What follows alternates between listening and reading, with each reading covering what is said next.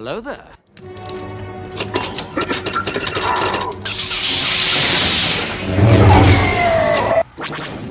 Time to practice my grip walk. So right foot down, left foot out. Balance on the balls. Hey, you! Droid! What up, cuz? Help! Help! Get me out of here. What are you doing time for, friend? They locked me up for crack possession. George Lucas, next to you, who is the most knowledgeable Star Wars expert on all of the Earth? Steve, that Star Wars boy. If I can do something and Steve says, oh, wow, then I won. Something that people can enjoy. Just somebody who's got a fetish with making the world to be the way he wants it to be. Sort of narcissistic. Have you heard about Steve, that Star Wars boy's new YouTube channel? I think it's a very important part of society, and I'm going to create a world where people can fly. Little droid, how would you like a job? Can you make sandwiches and wash dishes? If you want to work for me, you have to be the fastest, most badass droid on all of Jakku. Okay, prove it. Let's race. 1, 2, 3, go. Try to keep up. You're pretty fast. Okay, you've got the job. You do not cover your face. You are not Mandalorian. Catch me outside, how about that? This is the best ship in the whole galaxy. Me and Chewie like to keep it in top-notch shape. Ah, what the fuck? I bypassed the compressor. What the fuck you do that for? Don't you know it compresses shit for a reason? Things that are compressed are not as good. It's science. What the fuck are you talking about? You know what? Get the fuck out of my cockpit. Stupid fucking broad. This place was not built by the Jedi. Whose work is it? An ancient people from a distant galaxy. Did ancient aliens really help to shape our history?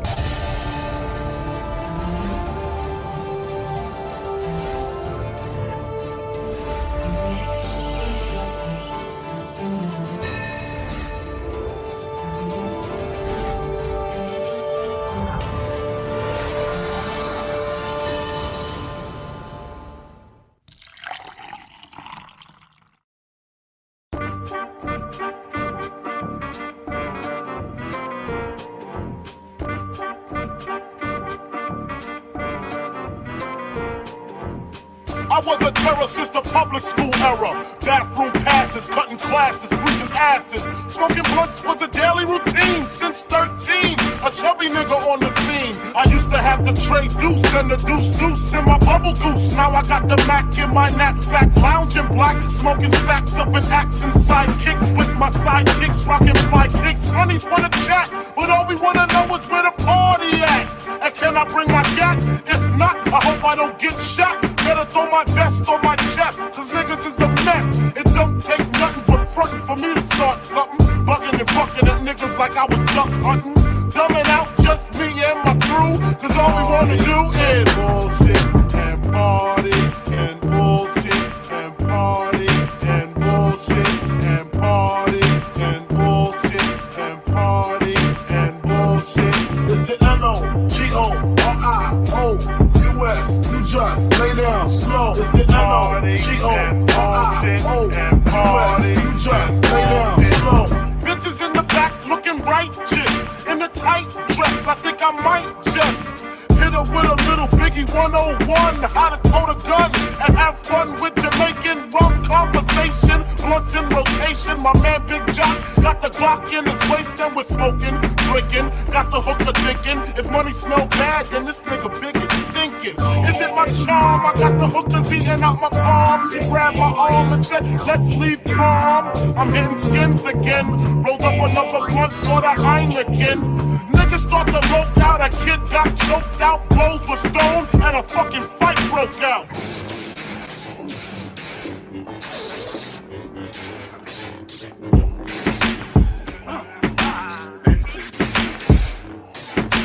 Can't we just all get along so I can put hickeys on the chest like little Sean? Get a pissy drunk off a Dom Perignon, and it's on, and I'm gone. That's that party and bullshit and party and bullshit and party and bullshit and party and bullshit. It's the N-O-G-O-R-I-O-U-S. You just lay down slow. It's the N-O-G-O-R-I-O-U-S. You just lay down slow.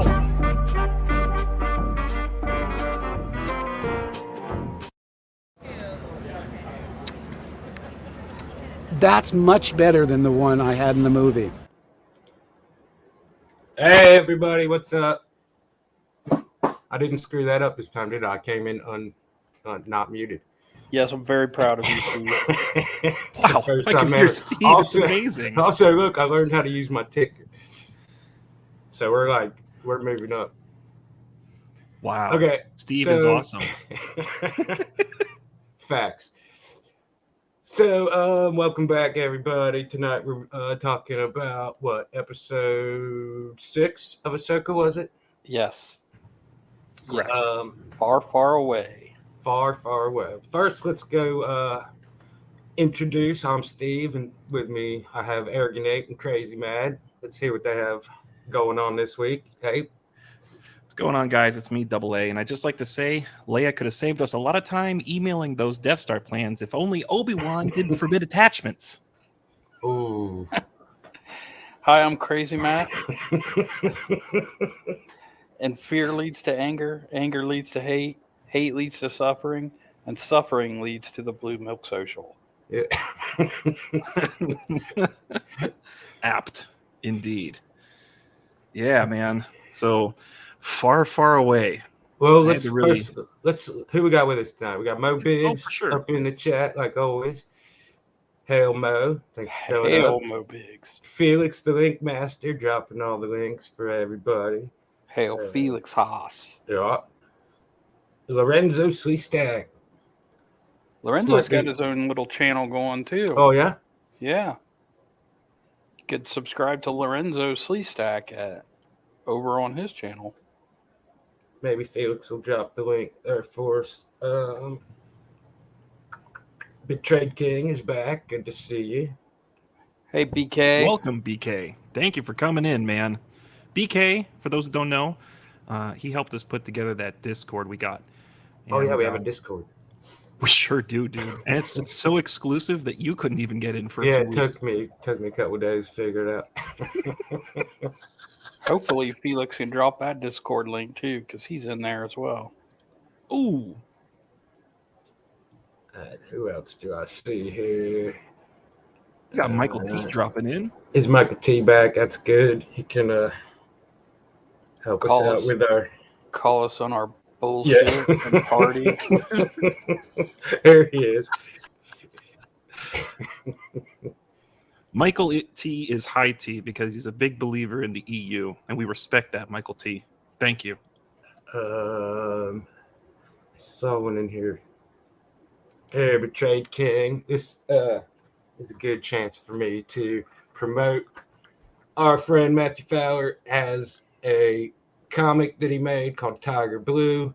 It's on issue number 3. It's over on Indiegogo. And if you guys want blue rocks, there are 10 of these figures available, made by me, Steve, that Star Wars boy, the most awesome action figure maker on all of the earth. And look right here. It comes with blue rocks that glow in the dark. Wow. Incredible. We do not recommend smoking them, though. We don't recommend You can. them. They're real. You can smoke them. I wouldn't open up the package, though, because it's not as cool or collectible. Oh, yeah, dude. You can put them on your shelf. I got 4 tigers. I'm ready for my 5th, man. You got that crazy variant for the Secret Link.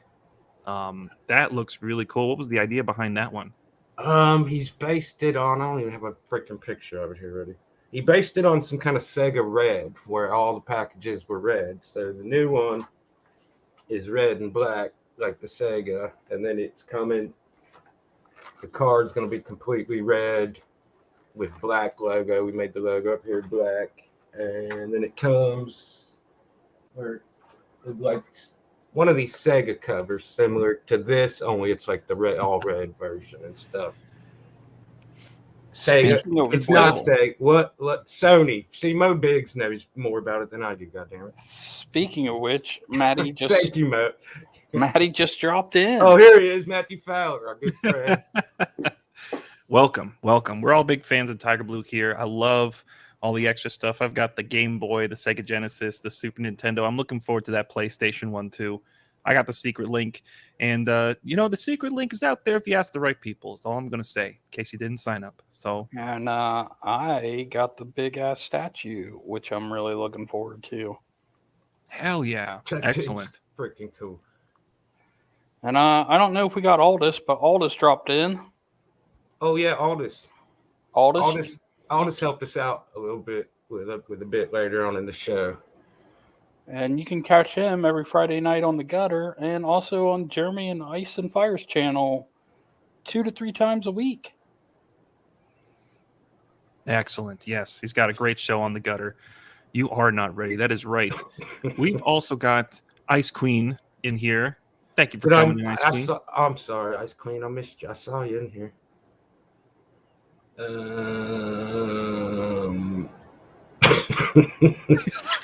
Oh, I see it. Here she is. Here we go. Hey, hello, Caroline. Ice Queen. I didn't mean to. There we go, Killer. And I think that's it. Ready to move on to the show. That was a sweet transition. Segue. We are done with this thing. Now you can do the other thing. Okay. That's correct. Yes, we can, Steve. I'm glad you mentioned that. We got this episode called Far, Far Away, and I had to really, as a Star Wars fan, rack my head for like what they meant by this. What do you think they meant by Far, Far Away, Steve? It might have something to do with being in that other galaxy that's pretty far from theirs that you can only get to with Purgles. Ooh. Excellent. We saw them ride the Purgle. We saw hyperspace from the perspective of the Purgle. Yeah, that was weird. Like they're in their mouth and you could like see the moisture on the windows and they're just like riding around in the mouth of a Purgle. That was pretty well. Yeah, but it's pretty cool. And while it is. It's far, far. That's right. Like twice as far. It's really far out, dude. So we got a little taste of Star Whale travel here, and I don't know. It looks interesting. It's definitely a lot faster. Mike's here to fuck with us. He likes grapes. I like grapes. Thanks for coming, Mike. Appreciate you, man. Oh yeah, they did build it. Yes, Michael T, that's true. There was a ring that was built. That entrance into Debris looked pretty cool. Some of this video, the visuals are like really on point. There's some stuff with this episode that I just did not appreciate, but going into the visuals, like especially the Star Whale, I guess they're called, travel. Purgles. Pretty neat here. And what's up with like when they're in hyperspace, it's different. It's all there's like yellow and pink lines. Like, it doesn't look like normal hyperspace. Is that because just the Purgles fly like that? Because the ring looked like that too, kind of. Yeah. You notice when it popped out of hyperspace, it almost looked like it ripped space and time or something. It was all like. Yeah, it even looked like the ring was a little heated too, and then it almost immediately cooled down. Yeah, I don't know. Is there like a hyperspace carpool lane that they dipped into? Or going 85 and a 60. I got the video up here. If you want to take a little snoo at it, take a look at it. Is it? Yeah, only this one. Look at that! I had it ready. I like the way they look. They're kind of wiggly and wormy, going all slow. So it's pretty gnarly. We haven't quite seen. We don't want to get struck. Okay, let's talk over it. How do they look? They look cool. I like bulbous. Well, see what I'm saying? Like, look at the hyperspace. It's different. That's not Star Wars hyperspace. That almost looks like Star Trek warp speed or something.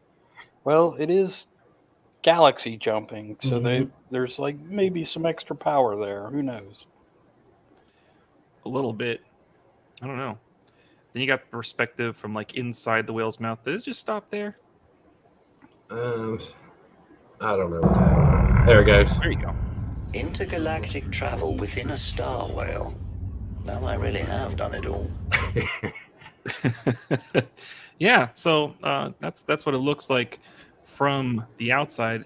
I got a little bit of footage from the outside looking in, though, from those who aren't with the Purgle, watching them hyperspace travel. So if you want to pull up this next video too, this is what it looks like when you're not with the Purgle, watching them pass by. What the hell was that? They've gone to plaid. One. They've gone to plaid. Yeah, pretty neat. I love that movie. I'm not even gonna lie. Why would you have to Spaceballs- lie about that? We believe you.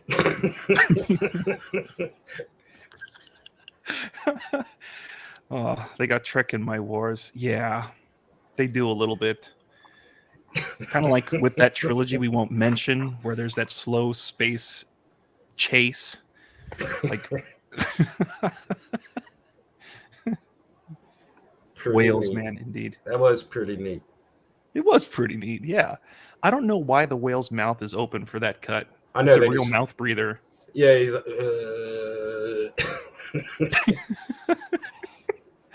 That's how you catch bugs in the mouth, man. He's the whale that just can't quite keep up. A special whale. He's a short bus Purgle. Yeah. You can also use a dumpster time machine. We've seen those. Dumpster time machine. I don't know what you're talking about with that one. I have no idea. I know of What telephone booth time machines, but DeLorean time machines. I'm not too. Perth Comics, right? Uh-huh. Yeah. Okay. I'm with you on that one. For filtering space cult. That's the obvious choice, right? That's why he's got his mouth open. Space plankton. Space plankton. Yeah. Thank you, Mo Biggs, for clarifying. Mo Biggs with the deep lore. Thank you. Crazy and I were definitely lost. So this scene, this whole all we see of Ahsoka. This krill word reminded me of Crawl. And did you guys see J.J. Abrams is going to reboot Crawl? Oh my god! Why? I don't know. But, Of all the things that no one ever asked for.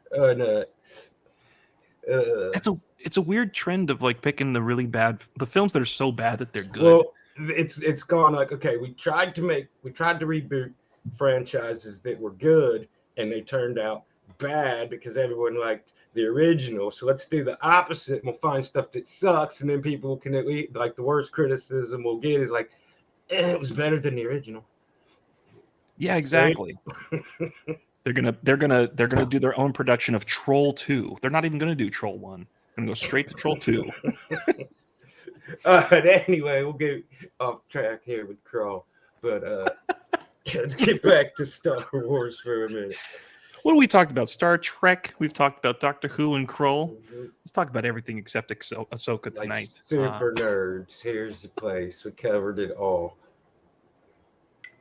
Oh, and man. we're only 18 minutes in. Fantastic. We haven't gotten past the first scene. We're cooking, dude.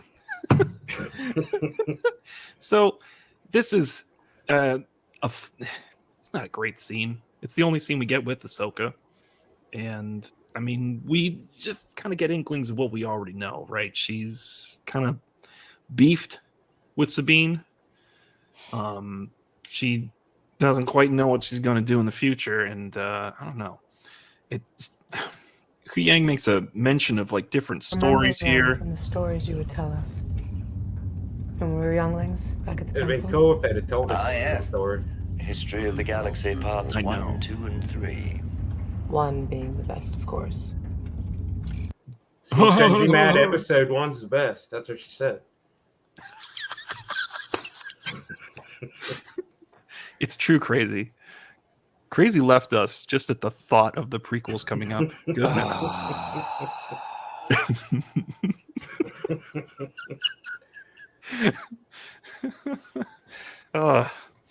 Guillermo del Toro should do Kroll. The Cyclops would be bought. Yeah. Yeah, Del Toro on more projects. Although I think I saw some of what he was cooking for Mountains of Madness, and I don't know. Everybody seemed really impressed. I wasn't too into it, but that's just me. He was supposed to work on a Star Wars project. Yeah, I heard that from Doomcock. Take that with a grain of salt. Christmas. Oh, about a glacier's worth. So yeah, that I feel like that was something directed to the fans. Like, oh, look, we got 3 trilogies, and the first one's the best. I'm like, yeah, okay, I get it. We got Wolverine. Oh, howdy, Welcome. Wolverine. I hope you have a shirt on. Michael T and Dean. Yeah. Yeah, we have a dress code over here, Wolverine. No shirt, no shoes. No Star Wars. You can still hang out. We don't give a fuck. Our standards aren't really that high. We got Crazy Man on here. Damn. Yeah, that's true. I'm on here. Fuck. I'm on here to class it up. I'm the only one that like is not a prequel lover, so. Oh, come on. Trying to class Don't this bash joint me with up. prequels. We're not even 20 minutes in. Goodness. Well, so this this scene is short, sweet. It's all we get of Ahsoka, and this. Tell me about those stories. Hold on. So, this show has had a lot of. It's had a lot of lines. No, it's the new one. Okay. It's had a lot of lines that kind of make me go, okay, I can see how that's cringy. This one made me freaking my palm made sweet love to my forehead at this. I couldn't stand it. Pretty cool. I liked it. It's pretty cool. Yeah, I liked it. It was cheesy, but it was like so obvious that if they didn't say it, it would have been like such a wasted opportunity. Like they're going to a galaxy far, far away. You know what I mean? Like they have to say that. I'm with Steve on this one. I thought it was cutesy. Oh my gosh, man. I liked it. I didn't dislike it at all. I thought it was so awesome. I liked it. Look, I'm the kind of guy who gets like all key jangly, like, literally Anakin spun his saber and I'm like, oh, he did the thing. She said she's in the Clone Wars. I'm all about that. This bothered me to no end. It was like, I was like, I was a member berry, but they twisted like a visual text into audio, but they put it right at the beginning and then kicked right into the thing, and it fit the actual story that we're in the middle of, and it was good. I liked it. I was totally Leo DiCaprio in the meme where he's pointing. You're like, like the thing. They did the thing. Yeah. That was me. oh man. It's a good point, Mo. Why isn't she crossing her arms? Goodness, Ahsoka. Get in character. Get on it, Rodaw. Cross those arms, lady. Well, she had her meeting with Anakin, and she's a totally new person now. Yeah, she's like leaning now. She leans instead of crosses her arms. Oh, she leans. Yeah, that's okay. Like it's a sign of maturity in spirituality and spiritual growth. I am the one who leans. All right, let's get back to this. Hold on, we're both. Let's hear the line. Your choice. Very well. A long time ago, in a galaxy far, far away. Kill me. The That's thing. Sweet. He did the thing. End me. What?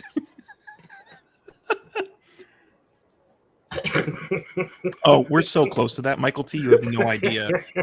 Somewhere out there, would be awesome. It's like fuck. Might as well at this point with Star Wars. Just jump the shark. like in the dialogue, just make everything crazy. Mo is not pleased. I forget, Mo. Did you don't like it, watch Mo? the show? Oh yeah, Mo just watches our show. See, look, Fowler knows.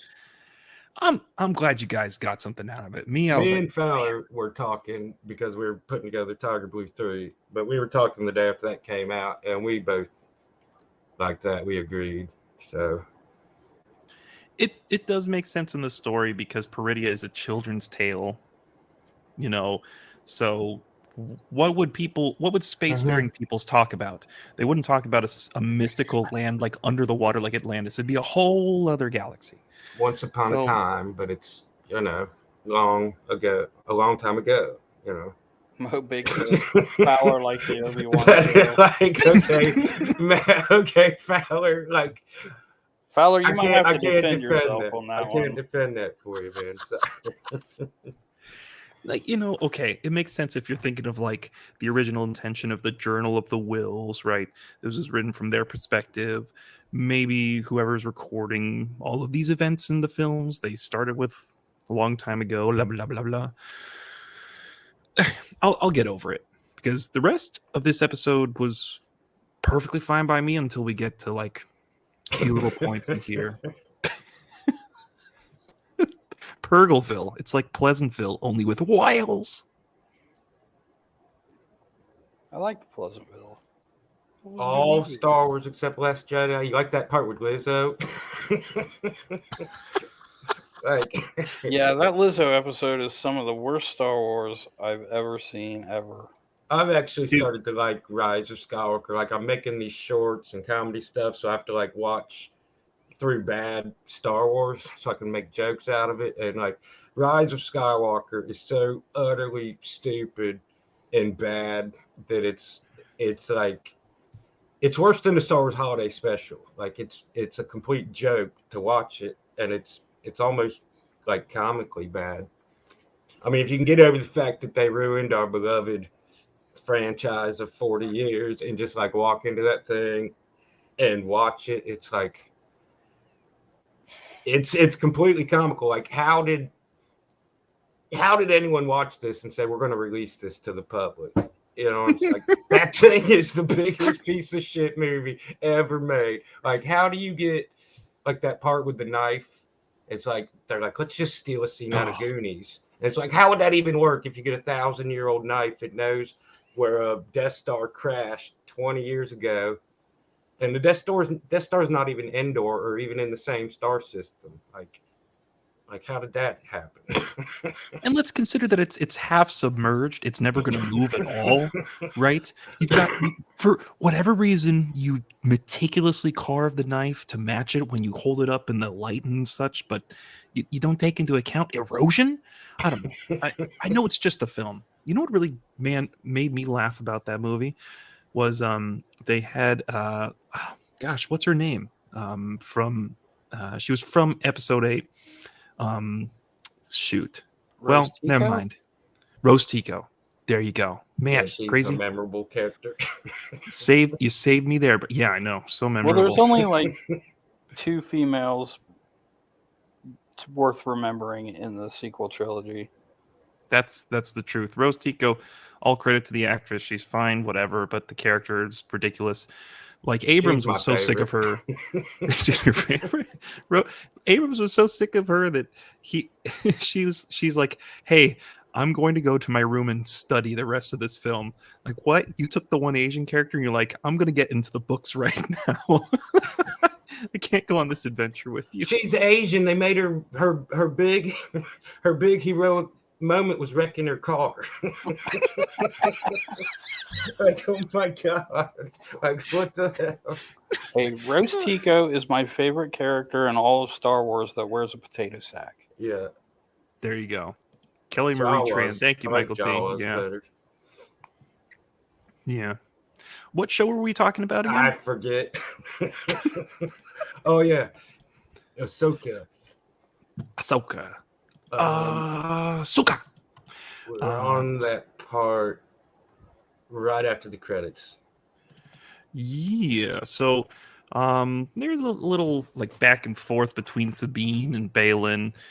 There's all this issue about altering the deal, and, you know, praying that she doesn't alter it further. Hey. We had a deal. You promised me I would see Ezra again. Hey! I downloaded this just for that look. That little like, you sure, bitch? That's it. There's nothing really to it. There was a deal. They had it. But Look at some of the interiors of this ship of Morgan Elsbeth, like cool ship. It looks unique from anything we've seen in Star Wars film. Door right here, kind of reminiscent of the Trade Federation in Episode 1 on their control ship. It was all round like that, and this door rolls out like it's Bilbo Baggins' house and his door, doesn't it? But, I believe Bilbo Baggins' door just opened regularly. oh, did it? Okay. Where did I see Yeah, that it just before? had a doorknob. Okay, something I've seen that door, that round door. He does have a round door on his house, but I'm pretty sure that it just opens. Okay, I'm thinking something else. But anyway, that Trade Federation ship has round doors like that, and all the windows on this ship are upside down triangles on the doors. Did you notice that? Trichetras and such. So very if that's vaginal like, imagery. Yeah. Or is it just upside down Sith? Oh, No. There's that too. Yeah, see, all this is, he's telling, Baggins' door had hinges and shit. Why did you think it rolled open? I don't know. I saw something like that. I thought maybe it's on like, I don't It know. had a knob, a knocker, I think. No, it didn't have a knocker. Give me a break. I'm not a nerd. I don't know how. After Ahsoka's over, we're definitely going to venture into the Lord of the Rings. With Steve, that Silmarillion boy. Absolutely. Doors as round as a Tatooiner's eye. Tatooiner. That's as bad as the castist Transformers director sighting. I'm reading it verbatim. I want to tell Black and Latin stories and hear their voices. Then call the movie Rise of the Beasts. I did say knob, Aldous. Thank you for noticing. I talked about knobs and shafts and girth. There we go. See?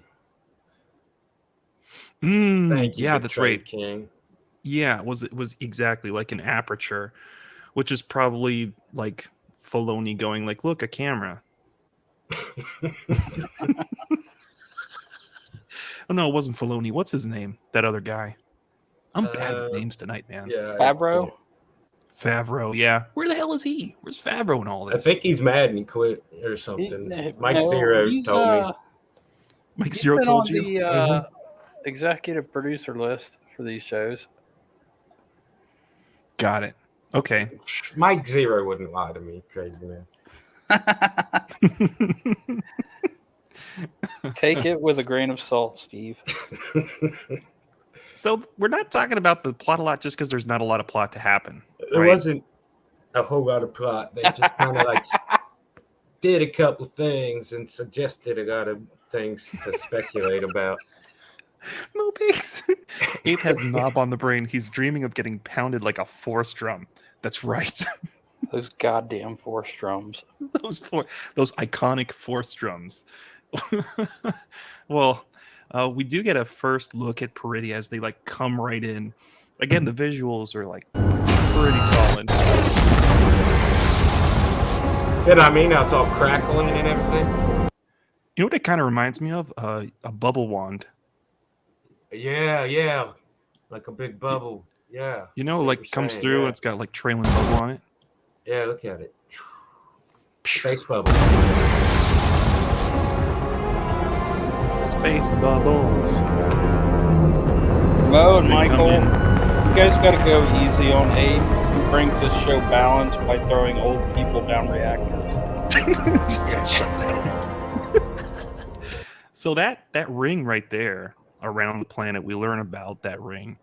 But this is Peridia. It looks like a moon. What were you guys expecting when you heard about Peridia and its majesty? I thought it was going to be like the golden city of, I thought it would whatever. be like, a lush green paradise, but here we are in a desolate wasteland. Hey, Sark, nice to see you here again. What's up, Sark? Welcome, Sark. Yeah, it's no moon. They should have said that. They should be like, is that a moon? No, that's no moon. In this galaxy far, far away. You're getting way ahead of us, Aldous. That's not till the end. But that's well, Aldous is trying to bring this up before he goes to sleep, the poor guy. Okay. He goes to sleep at a somewhat regular hour. But yeah, so this is the first shot of Pretty. I don't know. I was expecting something kind of lush too, kind of like the planet that's described in the Thrawn trilogy. You know, at the very beginning, Steve. Exactly, Matthew Fowler, and I really like that point. But I guess it kind of, I don't know, it works kind of better to have sort of like this, what used to be a high society of great renown that is now desolate, right? Look upon my mighty works, you know, that kind of thing. It's kind of somewhat Lovecraftian. It's a bit Tolkien-esque too, because Lord of the Rings kind of takes place as like magic is on the decline, you know. Yeah, Matthew, I don't know what's bringing them there. Like, dude, it's Star Wars, man. Science doesn't really work. That's a good point. I mean, like, if you actually ignite a lightsaber, you understand you're going to set all of the oxygen around you on fire. Like, Star Wars, nah, don't put science into it. Don't do it. No, that's for Trek nerds. That's true. Freaking Trek nerds piss me off. But then Trek nerds will be like, whoa, one guy is a black face on his left and a white face on his right, but this other guy has got a white face on his left and a black face on his right. God, genius. The Yin Yang tribe. There was this dude at back when I used to sell stuff at the flea market back in the 90s and stuff, and there was this dude that would come in there in the summertime, and he was a black guy, and he would dress up as a Klingon, so he looked exactly like Worf, exactly. And this dude had the full costume, and he would go up to the flea market and walk around. It's like 100 freaking degrees outside. This dude would walk around dressed like Worf and stuff. It's like Star Trek people, man. They're nerds. Yeah, dude, they're a whole other breed, that's for sure. Weirdos. Total weirdos. The dude was cool and stuff, but not really. This gold ship. It's kind of wicked, right? Uh-huh. So I want to pause this because you found this the super Dune interesting, movie. right, Steve? Oh, yeah, I like the statues. Is that what we're talking about? Something like that. What were you saying earlier? The ship. It looks kind of like, I think I saw something like that in the newer Dune movie. But it also reminds me of like Clash of the Titans, of that gold bird that they had. Yeah. Hopefully Margaret War. I hope that dude's not watching the show. I hope he is. Yeah, I got elements of Dune in a lot of this. Some of Alien. You know, LV4 20. Oh, I'm losing my nerd cred. 6. I don't know. There's elements of a lot of different sci-fi in these shots. Let's see here. So you got those statues, and they're up all over the place. I don't know what they're doing. Those are very reminiscent of Lord of the Rings stuff. Reminiscent of the what? Lord of the Rings. Oh, totally. Yes. The tower here. Yeah. It's like a Orthanc sort of Minas Tirith looking sort of deal going on. Kind of looks like a Tropter. Yeah, man. That's it. Little Blade Runner. Get some Blade Runner. Throw it all in. All your sci-fi are belong to us.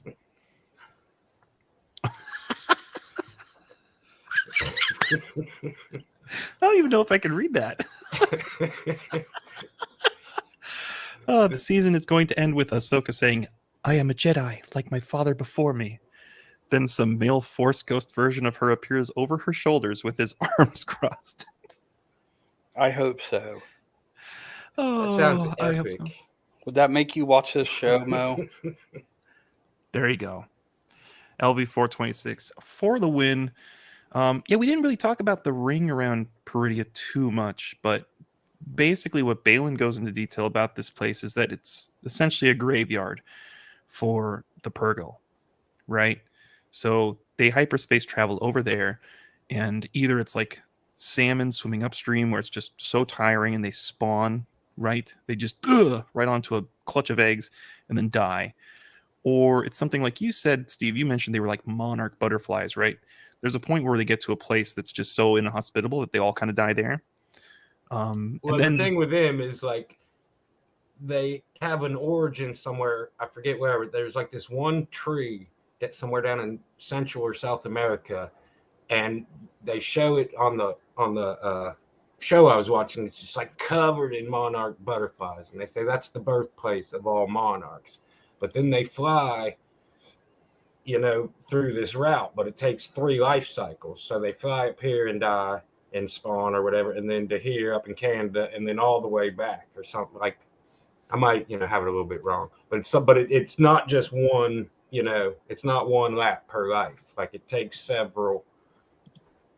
Something like if all the Purgle die there, where are they born? They got to be born somewhere else, or some of them spawned there. Do they spawn and die like you're saying, like the salmon, and then they leave there? Because how did the Night Sisters ride them out of the galaxy?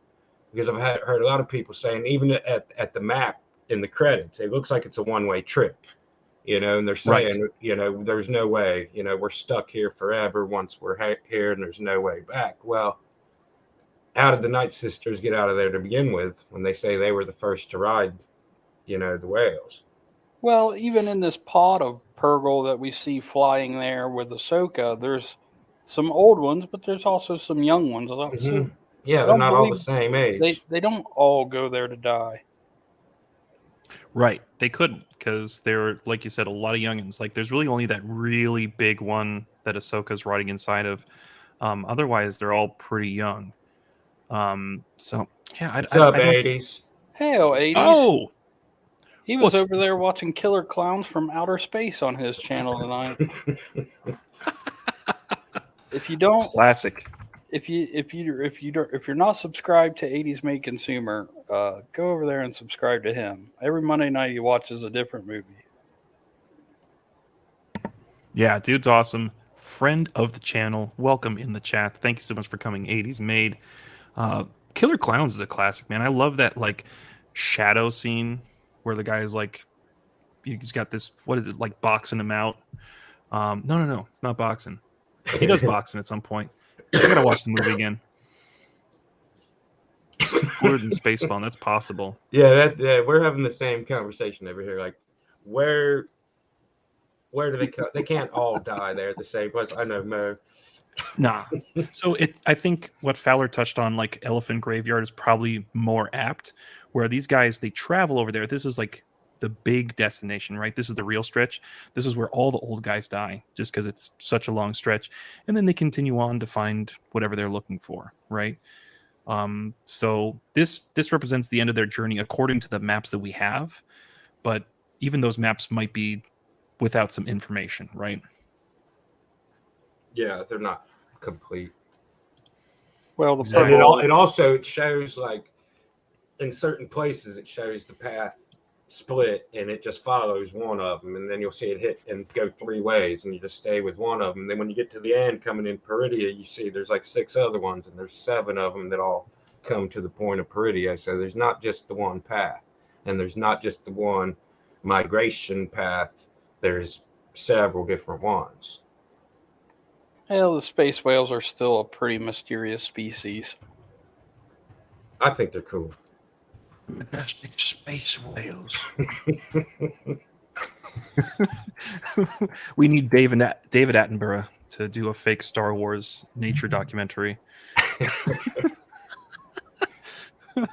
Oh, floating among all the dead Purgles is Rose Tico's father holding a space harpoon. Wow. Deep cuts, Mo. They have harpoons in Star Wars on their snow speeders. They could, like, go whale hunting. Well, apparently they have telescoping antennas too. Who knew they needed that in Star Wars? Rose Tico's father, Ahab Tico. Yeah. This isn't the best image ever, but this is just something I wanted to bring up. Oh, this is Steve, from the Bad Batch. Yeah, the Zepho. And like earlier on when we were speculating about, could it be one of these ancient alien species that we've learned about already in some other Star Wars media or, whatever. And we were mentioning like the Andor, the antique stealer guy had mentioned some kind of crystal or something. He said, this is from the Rakatan Empire. And now here, these Zepho guys were in this episode of Bad Batch starring Wanda Sykes, which was actually cooler than that makes it sound. but, but apparently I've done some research on YouTube. These aliens also feature heavily in those new Star Wars games, Fallen Order and Survivor. And there's a lot of origins and history and lore of them that's already out there that I don't know because I haven't played those games.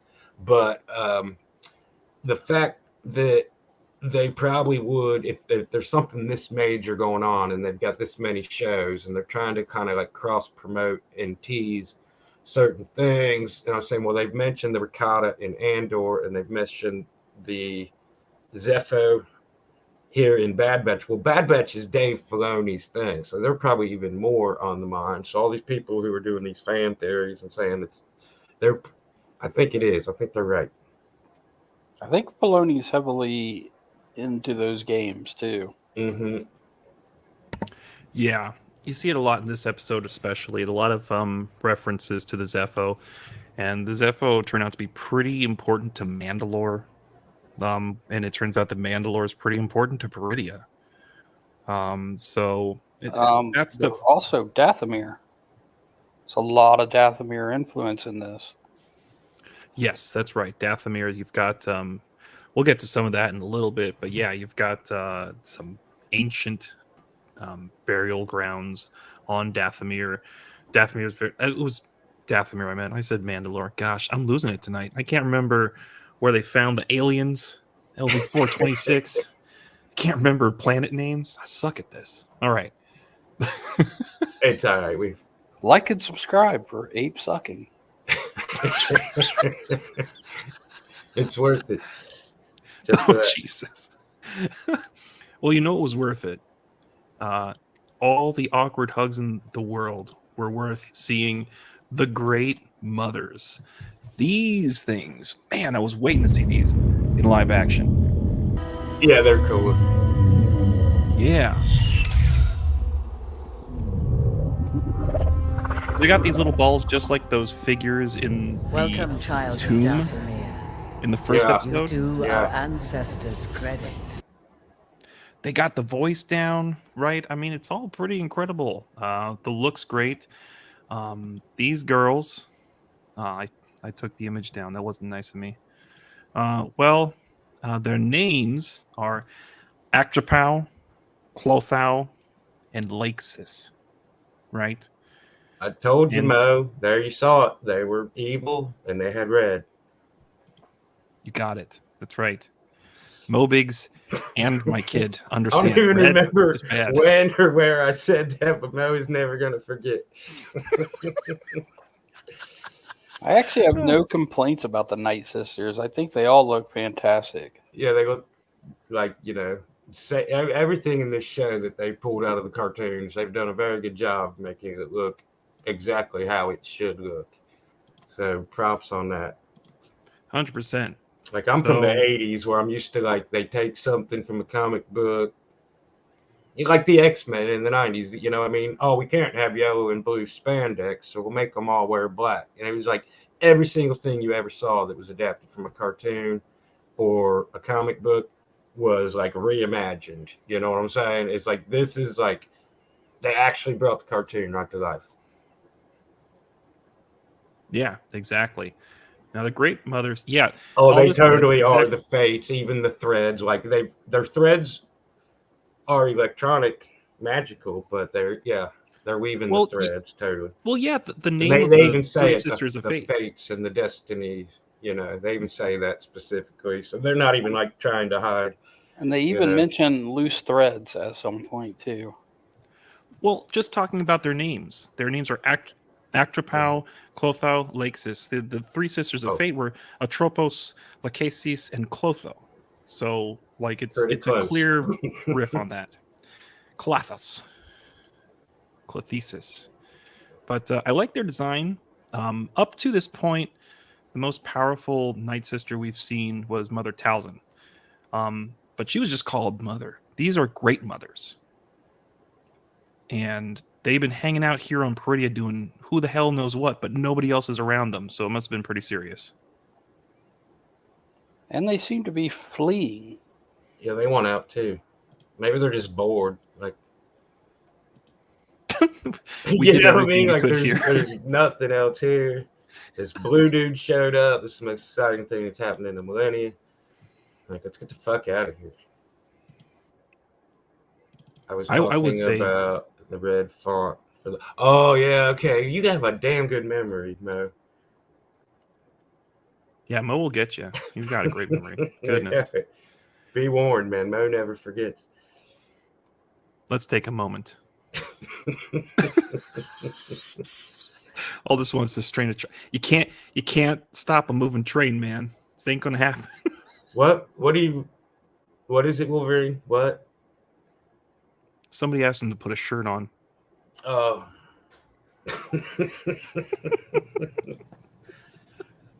Well, we can probably take a little break here. We got a little promo that I might have put together. Let's see here. Do. Which one are we?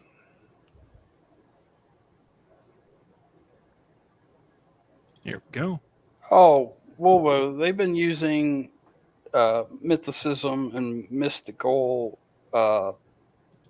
stuff throughout this entire series so far. I think they've been watching the History Channel, Ancient Aliens, and the Anunnaki are now the Zepho, and they come to our galaxy and build pyramids. What happened to the vid? It was right there. There you go. Let's take a short break to talk about the Discord. Ladies and gentlemen. Invite today to join the Blue Milk Social Discord with Steve, that Star Wars boy, the most knowledgeable Star Wars expert on all the Earth, along with Arrogant Ape and Crazy Mad. There you can talk about all things Star Wars. The original trilogy, the prequel trilogy, the Christmas special, the Ewok films, the Ewok show, the droid show. Talk about the droids, definitely. Clone Wars, Rebels, Andor. We can talk about Rogue One. We're not touching the sequels. Boba Fett can go fuck itself. Mandalorians on occasion, yes. Did I mention the Clone Wars? Accept the invite today. All right, all you Star Wars fans, let's get ready to get social. Join our Discord, and you can. Well, we don't really have any like giveaways or anything. You can just throw a bunch of angry messages at us about how dumb Ahsoka is. I found I was listening to National Public Radio one day, and I heard him on there. I was like, I gotta get this guy for my show. That was. This is NPR. I'm Washakya Hakan Badanda. They always have the weirdest names on NPR. They don't have like John Smith over there. Just the face name thing. Yeah, it's a bit on the nose for me. I'm like, oh, that's cool. I like it. I mean, what would you prefer? Like Lock, Stock, and Barrel? Which we Larry Curly. Pridia Citos Dathomir. There you go. PSD. Even PSD. Skull and Hati are mythological. Yeah, they like to take stuff. You're gonna have to go through all our old episodes, and because we go through a lot of that. Our call to you in the dream. Your visions guided me across the stars. More witches. Long have we waited for you. And you came as Thrawn promised. Where is Thrawn? You shall wait. He is coming. It reeks of Jedi.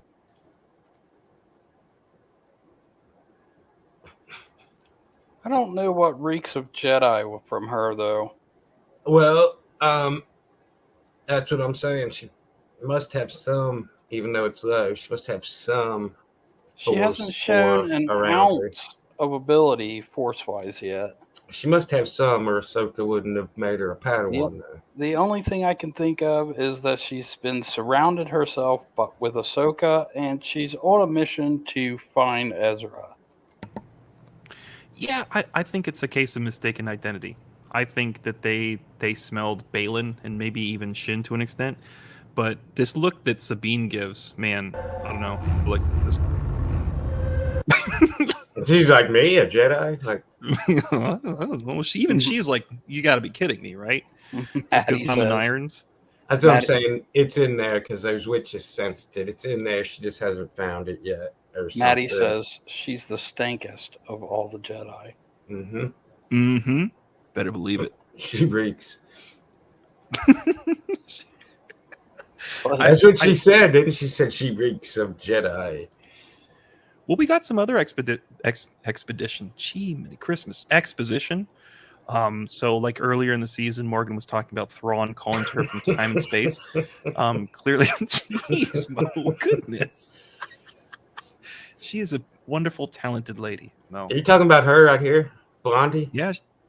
You don't like her, man? Thanks, Dean, for your rousing commentary. He just sums up like the whole hour. Like this show could be a lot shorter. Just Star Wars sucks. See you guys next week. Shin Hati Mo Biggs. Shin Hati. It says it in her name, Hati. Shin Hati.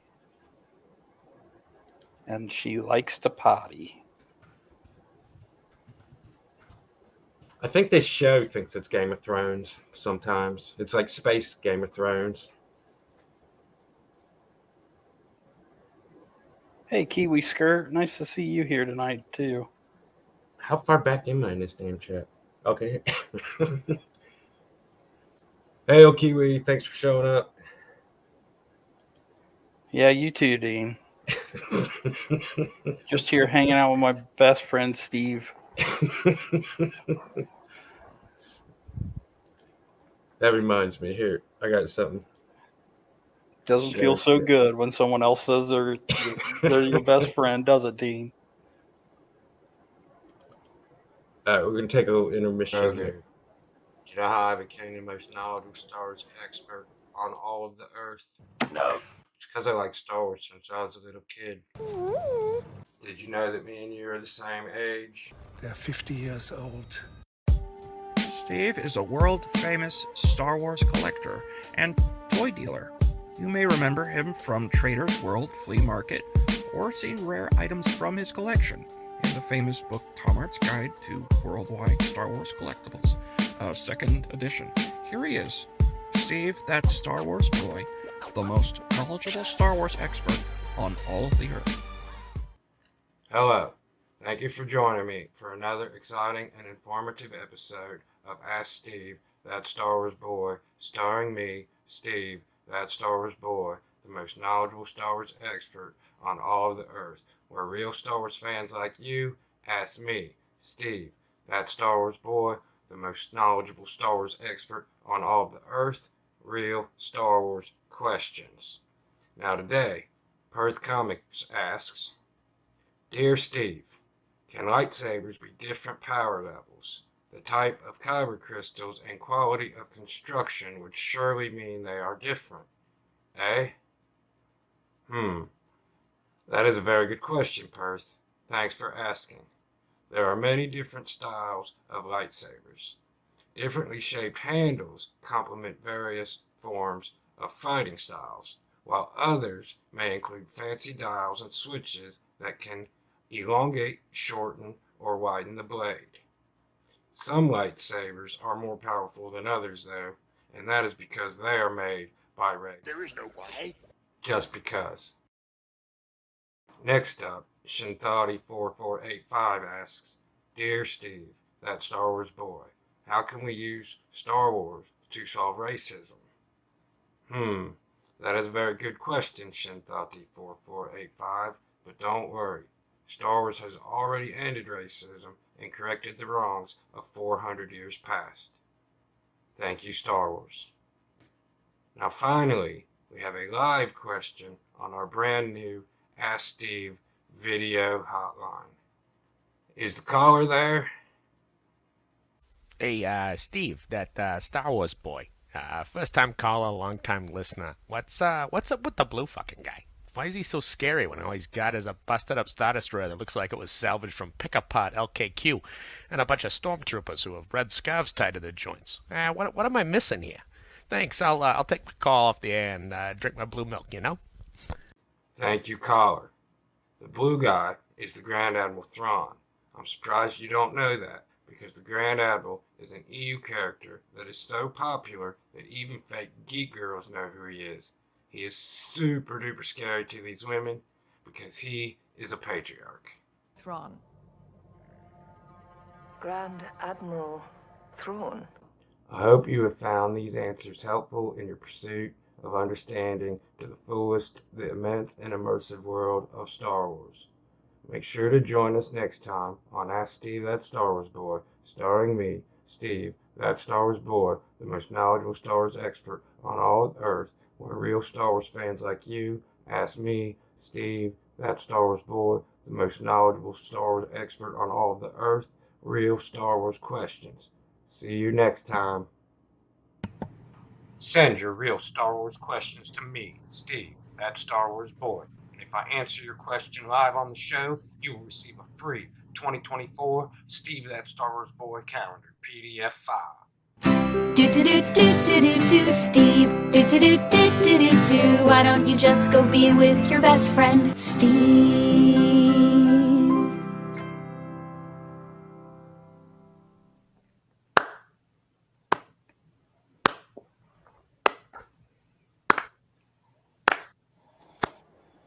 That was for you, Dean. I'm Crazy's new best friend now.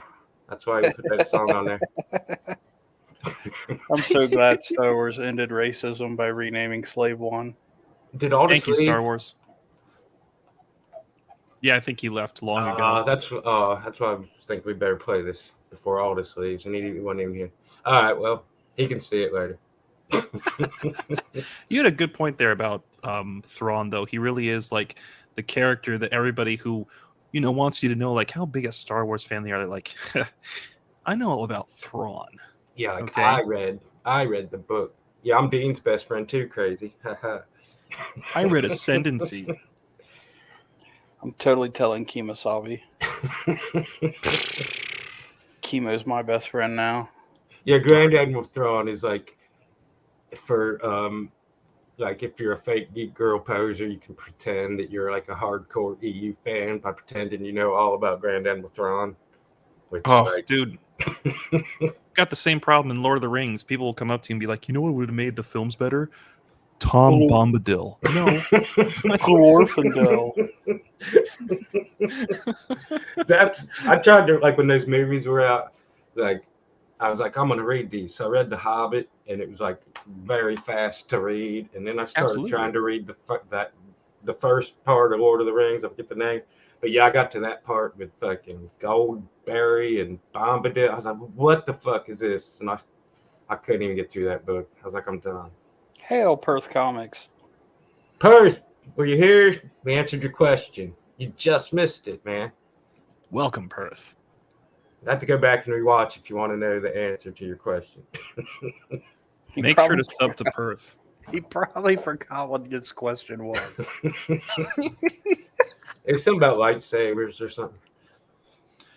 It's a good point, Crazy. Nobody's probably like going week to week, biting their nails like, oh, I hope Steve answers my question. No, they are, man. These people need to know. They're like, they write it, and they're like, I've needed to know this for some time. I can't wait much longer. And then, like, when you go to my stream, like before it starts, when it says like this stream is scheduled, and it'll sometimes say like one waiting. That's who it is. Whoever sent that question. Okay. I usually have to remind you to make these Star I Wars. know. It's like, hey, make the link so I can send out the everything. Hail, Jeremy Birds. Hail, JB. Oh, Jeremy Burtz, man, he got me on a tangent today. He was like, "Oh, anybody else think that such and such a part was under?" Yes, it was. Oh It yeah, was. that whole thing. We'll get there here soon. Yeah. Oh, we certainly will, but eventually at around hour 3. We're moving right along. We're into like the 7th minute of the show, I think. On it. Oh yeah, this hour to thing. show this. Those are the threads of The fate. threads, right? The And threads what- of the fates. Welcome, they child do, of Mo. Dathomir. What's what they do, Mo? We It's do cool. our ancestors credit. Yeah. What did you want to see? Oh, the part where they wrap up Sabine with those things. Maybe it's in this part. Let's see. I hope I got it. But yeah, But I'll they call kind of to wrap her you up. in the- Let's see here. They called out to Morgan. La da da. The reeks Jedi. Let's see here. Come on. Let's see it. Oh, it's the video is gonna suck. All right. Oh, yeah, Oh. it does. It reeks of Jedi. Maybe they get her. Let's see. Come on. I'm getting real bad at cutting these videos. I'm sorry, Steve. Oh, it's all right. But yeah, Those they take. balls come up and they spin around her and they wrap her up in a laser and they drag her off like that. They And make her wait in solitude. yeah. Hey, Hal dear, nice of you to show up. And Steve Larry. Oh, 2 new people in our chat. Welcome. Yo, Hail. welcome. Haldir and Steve Larry, thank you for coming in. You're just in time for the best 3 hours of your life. But after we see the Grey Mothers, who were pretty No, man. great, That's not what happened. what they tie up Sabine and Ahsoka saves her by using her saber scissor technique. Oh my goodness, man. that's not what happened. Is that legal? I will make it legal. I would just like to say, wait a minute. Farscape, SG1, Pitch Black, and Star Wars. Claudia Black just really wants to be shot into space. Yeah. Which one's Claudia Black? Oh, I have no idea. I just went along with it, hoping. Yeah. Just pretending that what the fuck you're talking about. We don't even know who Claudia Black is, Michael T. Yes, Perth, but now you know the answer. Isn't that great? Doesn't matter what the answer is. So, Dean does want to mention that it took me weeks to get an answer to my Wookiee question. Every day was an eternity. So your answers really do matter, Steve. Okay, yeah. I'm here to enrich your life, your knowledge, further understanding of Star Wars, so that you can, enjoy the internet properly. So And I was a bit older than you are now. Oh, my bad. No, it's watched all good. everything I knew burn. These are my favorite scenes. See, like, just real talk. Really gonna miss this guy. Great actor. This little moment here, I've seen that on so many people talking about ones they've lost before. He really taps into something emotional here. I really love what Ray Stevenson does with this character. Character, like since the first episode, I keep saying, "Oh, he's so much like Count Dooku. He's so much like Count Dooku." And when I was rewatching it, like just before this show started, he reminds me so much of Qui-Gon Jinn in these scenes, like the way he talks, the words he's saying, the way that he puts his hand on her shoulder, and he's just like, you're seeing the other side of him here. Like, he's not an evil dude. No, he's a broken dude. Mm-hmm. He's somebody who's seen a lot of hurt, and he's seen a lot of hurt in the galaxy. And he's like, if I stand by, or even if I try to act, the cycle's just going to continue. But maybe if I come here, I have a way to end suffering. Very idealistic and pragmatic at the same time, having some kind of struggle inside their head. You know what I mean? Like, they're just kind of like, well, it is what it is, and shit sucks. And now he finally thinks he has a way. to fix everything. Mermaid Messiah, welcome. Hey, Mermaid. Mermaid Messiah, welcome indeed. Yeah, I don't want to. I was going to say Balin and Shin have been like the best part of this show for me, and they've done. They haven't said much. They've done little, but like everything they've done has been poignant. Yeah, they're kind of like they're interesting themselves, but they're also leading us through a lot of the most interesting parts of the show. Just where he's talking about dream worlds and story, fairy tales, and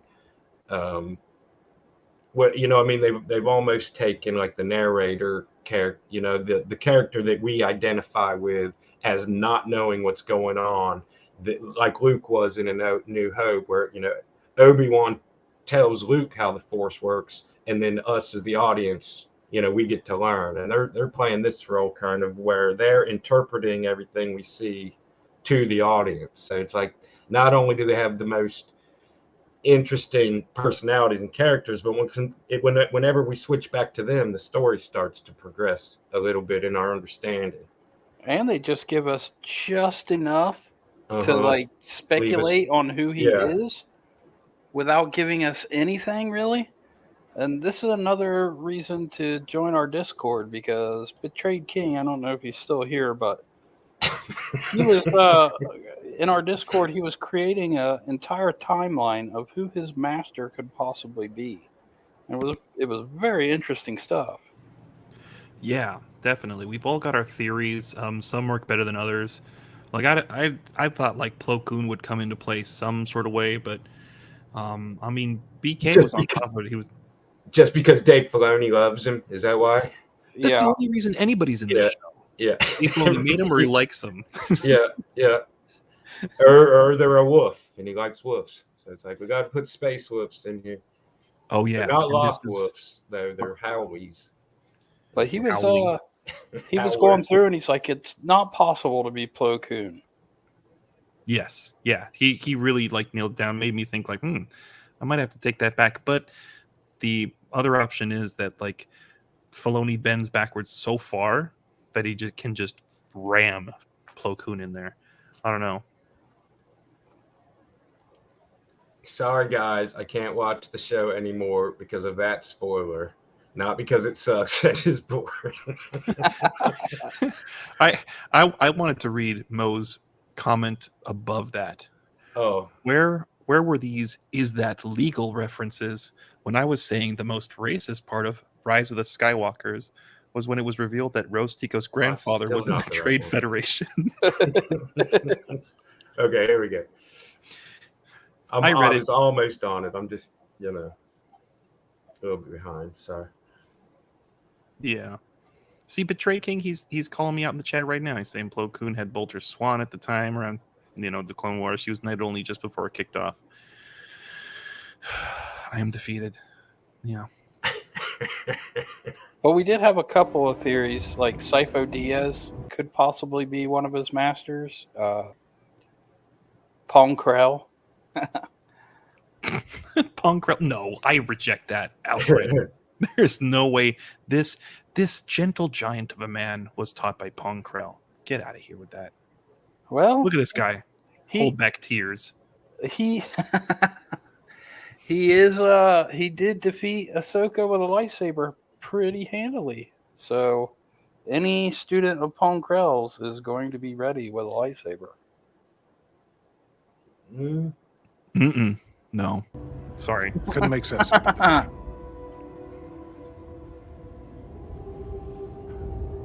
As you get older, look at history. You think this guy thinks about Rome on the daily? Yeah. Yes. What did we do wrong? Every guy thinks of Rome on the daily. This guy just thinks nothing but.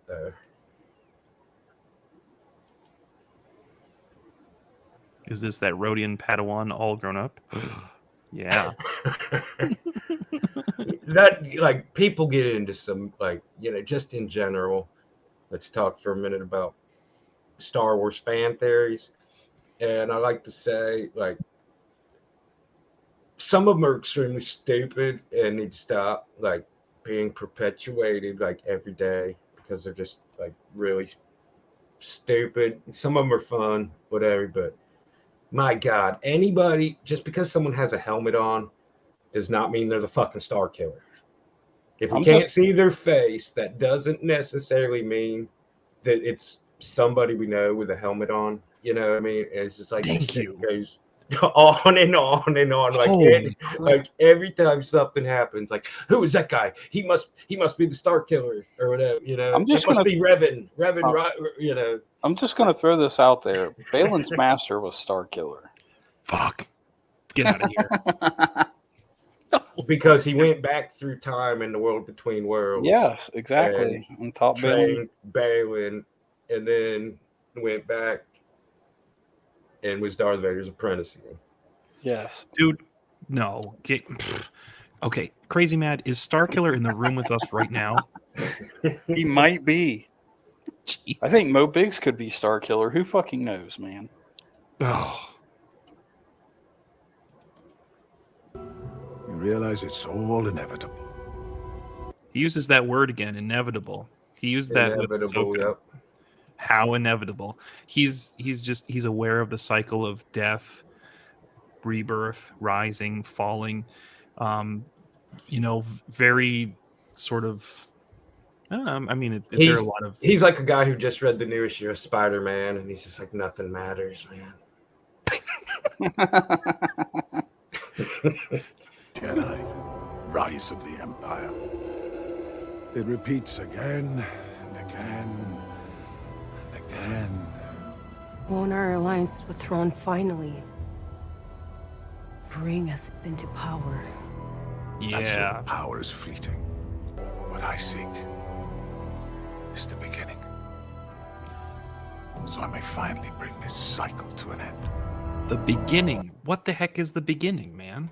The beginning of the Force, the beginning of the galaxy, the beginning of this show was just like 6 episodes ago. So he's like the beginning of the Force is what I believe he's talking how about. How are you going to end the cycle though? Unless do you remember? Have you guys played Knights of the Old Republic 2 many years ago? And there was this character named Kreia. And she hated the Force, and she was mad at the Force, and she wanted to kill the Force. And it's like, what he's taught. How do you end the cycle of war and good and bad unless you just kill everybody? You know what I mean? Like what the fuck is this guy talking about? How can you do this? And he needs this ultimate power. Is he like Thanos? He's gonna snap everyone away, or he's going to take away everyone's free will to make decisions, or how can you just destroy all good and evil?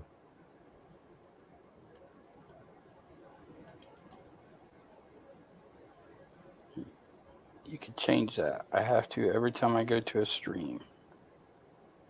Oh, I believe he's telling her to change to all chat instead of. Oh, the top chat. Yeah, I hate that shit. Will he reveal his master as he dies? I'm sorry, Master So-and-so. I failed you. I think I read that in our Discord earlier. You guys were talking about something like that. Oh. Now, Mo Biggs is Starkiller. I'm not safe from this. Unbelievable. No, I was there earlier when he got into a chat where you didn't have a wrench and timed you out for something you said last week. Something I said, I think it was also the avatar I had. It was a bad time. I got punished immediately. Mo, don't cross Mo. He's got a wrench everywhere. Yeah, don't piss Mo off. No. Don't time you out. Don't talk about weeb shit. So the most compelling moments in the show comes from those two for the majority of it. I will say I like a lot of Thrawn's part in here, but like Balin and Shin just standing and talking, like Balin being like, "Oh, I have these ideals, and this might happen," and then Shin comes in like, "Wait, I have this other ideal." And he's like, "That won't work." Yeah. Yeah. And then he's like, "You're a Balkan Jedi." Like, have you heard that?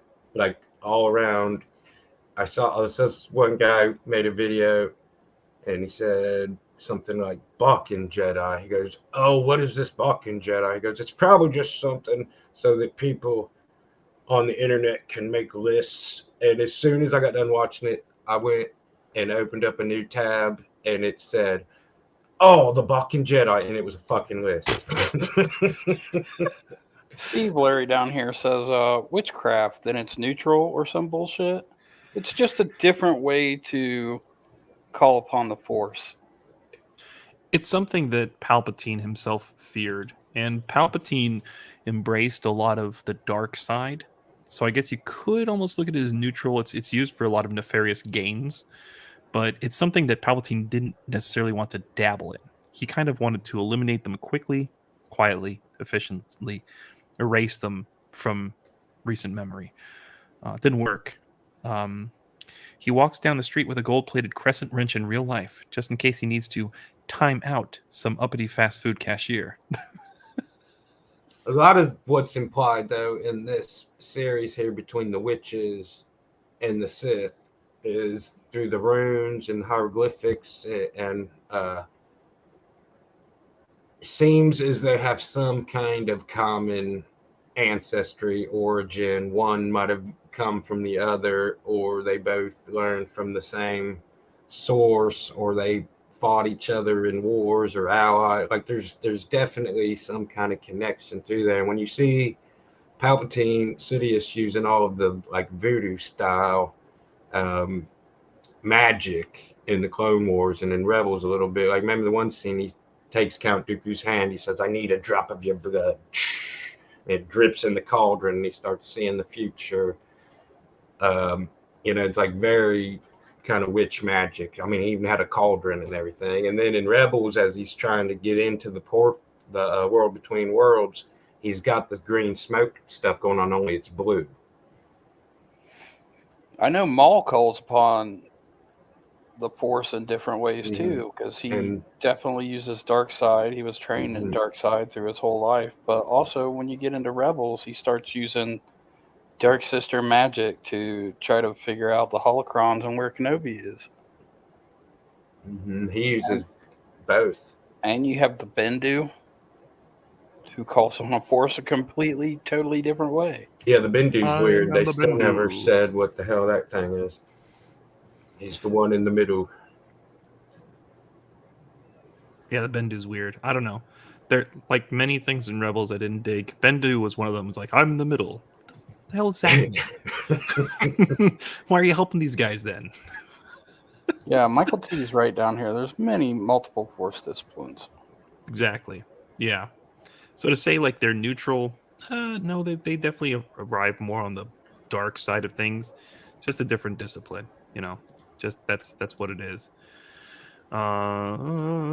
So after all of that reminiscing from Balin, we finally get. Well, first we get a bit of trolling from Filoni because he wants to keep making us assume that at some point Sabine's going to start using the Force, and it never happens. And then we think it kind of happens in this episode, and it definitely doesn't. Ooh. What are you looking at, Steve? I was just reading this comment, the Dagoyan Masters. I was thinking what we were just talking about. And in that episode, the Dagoyan Masters, Mace Windu, I think isn't that where they killed Mother Talzin once and for all? Back over in the Darth Maul, Son of Dathomir book? No, is that they did kill her in that? It was but in this, remember when Jar Jar and Mace Windu went to that planet and they met the Dagoyan Masters, and they were all like different type of pod race driver character, the same aliens. And Jar Jar had a girlfriend, and they showed him kiss. Remember that? I have completely wiped this from memory. Yeah, and then in that episode, what was kidnapping the Dagoyan Masters because of their force power was Mother Talzin. She was trying to like resurrect herself or something. I forget. And they had this big, like the sun was going to align with the moon, and she had like this mirror or something that was going to shine through, and She was gonna get a bunch of force powers or something. It's always when the planets align. I don't believe she was actually killed for good until Rebels. Right. Ezra strikes down. Oh, she was in Rebels ghost, too. yeah. That's Well, where she finally wasn't. Her died. ghost was. Yeah, her ghost.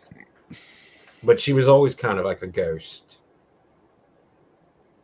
Like And when we they don't even first know- tried to kill her the first time in the Clone Wars, remember when Grievous was fighting them all, she was turned into green smoke and disappeared. Don't even know if her ghost was completely destroyed in Rebels. It was just felled, I guess. I know it. Why, like, You've got the resources. Steve Larry is one of the things that really fucking irritates me. Is because Dude, make it a 5-episode special. You can fill 5 episodes with that. Take your time. Don't rush it because the book's a bit rushed. And then just... I mean, out of all of the unfinished episodes, this is the most critical plot point of all of them because we even see Darth Maul get captured, and then we see Darth Maul is free, and they try to make him a major issue, and they don't even ever show how he got away from Palpatine unless you go read this Dark Horse comics, and then they put out EU Legends in 2012. It said nothing Dark Horse puts out is canon, and then they tell you, oh, but these 4 books are. So now, like, it gets too damn complicated to try to explain this to people. It's like these 4 books are the only 4 Dark Horse books that are canon, and they take place in the Clone Wars. And you know, if you don't read these, then you don't understand where the hell Darth Maul is and what it's like. Why don't they just make these fucking episodes? That's what I'm trying to say. It's a fun ride, man, and you got Grievous and Sidious taking on Talzin at the same time. It's pretty sweet and would look great with, you know, what they're doing with like the Bad Batch, the way that looks. Mhm. It's an obvious choice, which is why they're not doing it. I know they never do what should be done.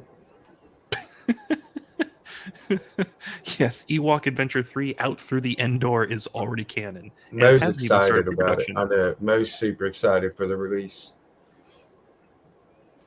Which, yeah, absolutely. When they do that, Mo, we will be covering. Oh, we'll do the full breakdown, the in 100%. And the out. Did we already watch this one? No, this is just full. Oh, this is she tried to do this before, yeah, too. Now she's doing it again. I have the Force. Yes, exactly. I can move things, and then it moves.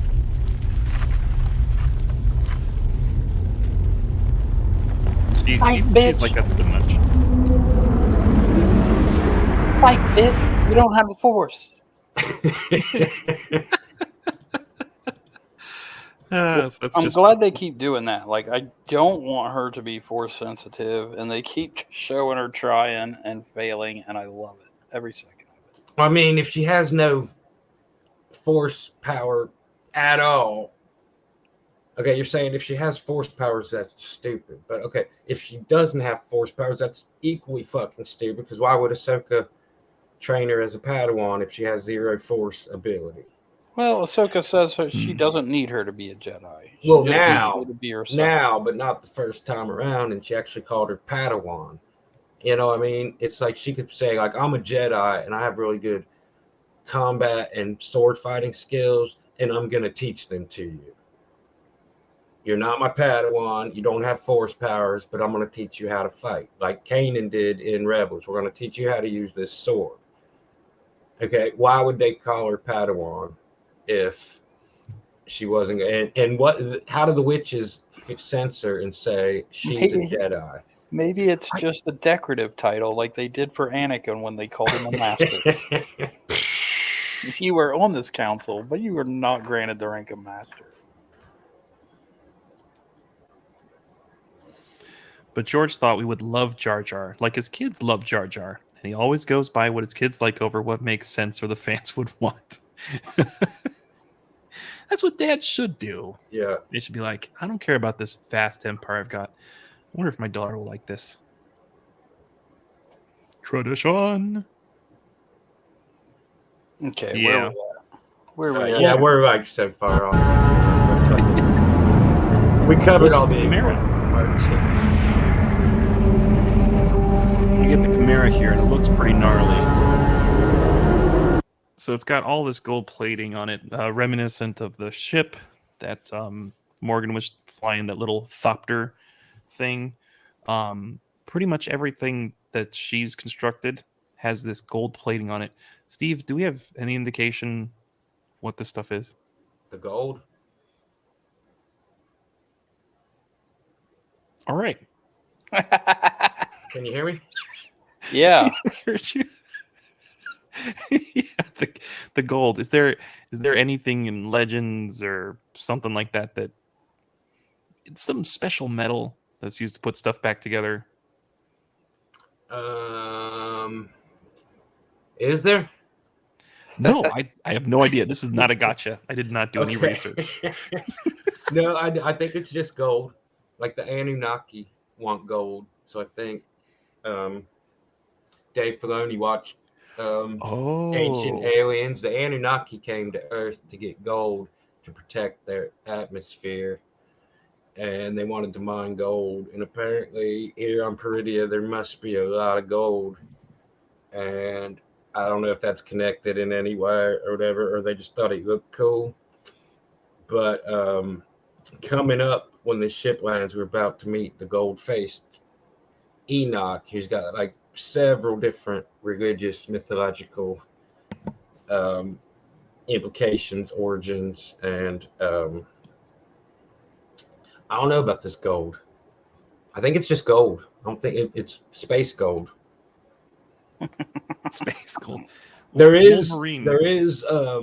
Beskar, and that's like really the only made up metal in Star Wars that I'm aware of or that I can remember at the moment. And that's not it. It's a good point. I just thought it was interesting that we only see it like used around the Night Sisters. Exactly, it's Bondo. Space Bondo. It's Loth Bondo. I know they didn't do a good job. Yeah, they kind of sucked. They need to sand out a few spots, it looks like. They need, Enoch. Oh, believe me, Michael T, we're going to bring up Kintsugi. Absolutely. That's why we do our show a week later, so everybody else can come out with the information.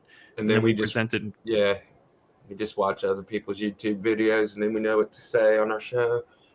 To be fair, to Ape, he called out Kintsugi like immediately. Yeah. I find that style fascinating, where like you actually measure the worth of something that you're using in how much you've used it and like overused it and broken it and tried to repair it. I think that's kind of nice. It reminds me a lot of my my grandmother. That lady would collect like plastic, not Ziploc bags. Like she would reuse Ziploc bags. She was such a penny pincher. But you know, this is the kind of stuff she would be into. It's like, oh, let's just Bondo it back together. You know, give it a little gold dust, and there you go. But yeah, it's very reminiscent of Kintsugi, which is taking like a lacquer and like a gold dust and trying to repair typically like pottery or bowls. And it really does kind of make it more beautiful as it goes on, from just a plain bowl to something with these golden veins going through it. Don't worry, Mo. As soon as he brought up Kintsugi, I tried to shut him down with that weed shit, dude. I didn't know what the fuck they were talking about. Then he explained what it was. Yeah. You can't watch the show and not trip over. It was like, oh, okay, it's not weed stuff. Okay. Yeah, not explicitly. He's got the ship all repaired up. Got the little decal at the bottom there. This is a great entrance for Thrawn, though. Oh yeah, I really dug this intro. I really liked everything about Thrawn. I know people have their complaints, but man, I don't know. Yeah, he's gone a little hard on the brisket. Yeah, people are saying he has dad bod and whatnot, but I mean, if you look at, you know, a lot of military commanders of that age or whatever. You know, I mean, these guys aren't like, you know, top-notch soldier fighting form. Most of them when they're old. So I don't really. They did kind of portray Thrawn as though in the books and in the shows as somebody who was very the way he's keen on art and perfection. He had the same kind of attitude like of his fighting abilities and his physical fitness and things like that. So you imagine he has like a very strict training, exercise regimen, and diet, and they're out here in the middle of nowhere. Maybe I 100% agree with Perth Comics' comment down here. He says Thrawn only looked weird in the first couple of shots, and then I got used to him pretty quick, and he's fine. I mean, there's one shot even where he's standing face to face with some. Look at my hand; it's all deformed. But he's standing face to face with somebody, and it's like a total profile shot, and it's not like he has a beer gut or anything. I mean, he's a little, thicker in the middle, but he looked like, a man of that age generally is going to look. Yeah, exactly. He looked like a rather healthy Reddit mod. Because you think he's got to be like 60, 70 years old too, Yeah, exactly. And he's probably spending a lot of time poring over his notes. So yeah, he's not going to have the best posture, guys. Sorry. See, I remember that. Exactly. Yeah, Michael T. See, sometimes headcanon really helps.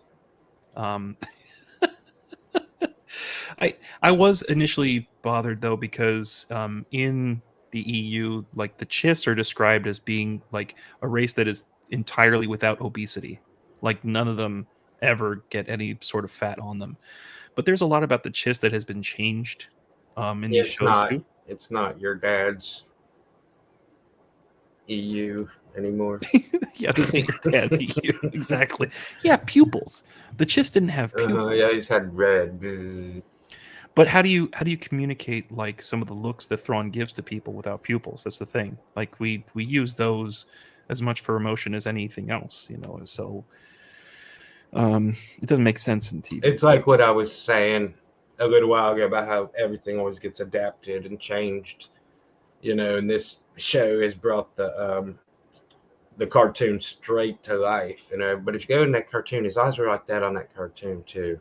But my point was that like some stuff just does not transfer from one medium to the other. From a video game to a book, a comic, a TV show, a radio drama, certain things have to be done different. To me, though, the voice totally brought me back. 100%. I thought it was great. His mannerisms too. Yeah. Mm-hmm. I mean, he was creepy sounding. To me, he was only wonky looking in a couple of the very beginning shots, but the rest of it, like this opening scene that we're probably about to see.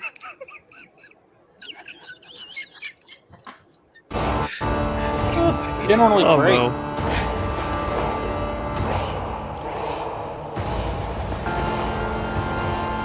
So we're assuming that these are, well, they're called night troopers, right? Because they're kind of put together by the Night Sisters. I think we're all under the assumption that there's some sort of gas zombies, kind of like Mark. The fact that they're all chanting Thrawn, I don't think they're like traditional zombies and that they're totally mind enslaved, but they appear to have some agency. What do you guys think? Yeah, I don't think they're like brains, and it hasn't even been confirmed if they're like actually living dead or Night Sisters, but they do, they do. Everybody's been saying they're the Night Troopers and pretty much just assuming that, and it does, the way they're chanting, it does kind of look like, yeah. Well, he does say at one point later in the episode, he says, I'm going to have to call upon your Night Sister magic once again. So I believe that he has already used these once to raise his dead troopers. And that's entirely possible. They have kintsugi armor, so there's a lot of the gold stuff interlaced in there. And then they also have red scarves. Remember, we're going to remember, Mo, what you said earlier today, red. And the red scarves, it is evil. They've got red scarves all over them, like over their joints, and it's not uniform either. Because and what when I think of like resurrecting the dead, okay, some will be missing a leg, some will have died of a heart attack, etc. So if you have these magic scarves that put them back together somehow, they're not all going to look uniform, right? So undead troopers possibly, but with some sort of agency. Thrawn was well known, like in the EU and the current established line, to get the loyalty. Yeah, of his reward troops. what was good, and get the 100%. troops like on their high morale and loyalty. And now he's out here. They've got no choice now, really. I mean, you can live on this Star Destroyer, or you can go walk around. Michael T has a good in theory the down wasteland. here. Well, that's what I'm saying. Michael T's spitting exactly what I'm saying here. It's like places where they've been actually injured. Like I said, Yeah, one like guy's it's- missing a leg, one guy died of a heart attack, It's carotid Night artery. Sister cloth. And Like no their pigs. cloaks. As long as Thrawn is careful of that crane kick, I think he'll be all right.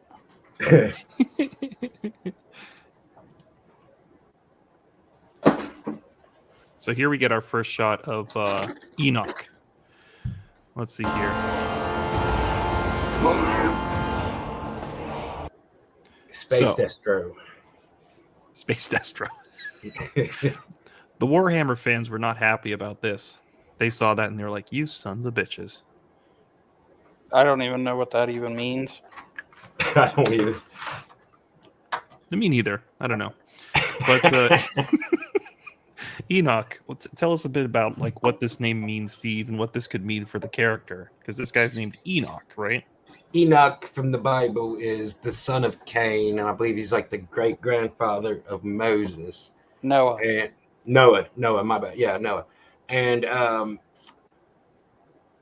he's also a character in like the ancient alien Sumerian text, and he's quoted, or not quoted, it's stated in the Bible that Enoch lived 365 years and then rose to the heaven without dying. In the ancient alien theory, Enoch actually got to ride up on the spaceship with Thoth the Atlantean, the leader of the Anunnaki, and came back and he had all knowledge that gods had bestowed on him. They showed him all of the knowledge, and he basically got to sit next to God without ever dying. So he's in heaven next to God, and this could be like some kind of play on that, like a flip. Like, see, he's next to the Grand Admiral. He's the number 2 in charge, only they're not really in paradise here. And then there's another, if you just strictly look up the word Enoch as a name, it's got on Google, they have like the derivation. They say it's Hebrew and it means dedicated and loyal. So it could be as simple as that, or they could be trying to. It seems to me, with all the gold imagery, that name that is such a, well-known, mystical, mysterious, biblical, mythological figure, that there's got to be more there. And also, if you look, you can see real close, right next to his gold shoulder. Look, it's red. Hold on. Mo Big says, so all this time, C-3PO and R2 had a love child. Yes. They named him. I don't know what the fuck you're talking about. No. Oh, man. Well, what I was getting to before I got interrupted by laughter, hilarious laughter. Look next to his gold powder, and his undersuit there is not black, it's red. Yes. Is he one of the Emperor's Royal Guards or some, Oh, dude. Because if you remember in Rebels, and also, yeah, is the tomb, the temple from Lothal, still on their ship?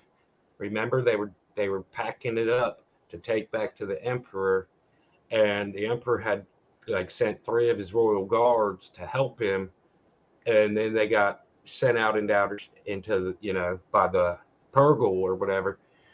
And was that stuff still on there, or was there like some kind of art? Do you remember this, Michael T?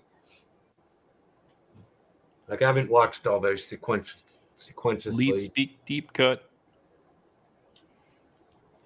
Yeah, man. I didn't take into account like maybe he's one of the guard. That'd be interesting. Get like a Canos character out in this current line, because I don't think they've touched anything from Crimson Empire. But maybe this could be Filoni working that in. But he's never expressed interest in it. But it doesn't rule that out, because it is like a full-on red undershirt. It's not like a scarf.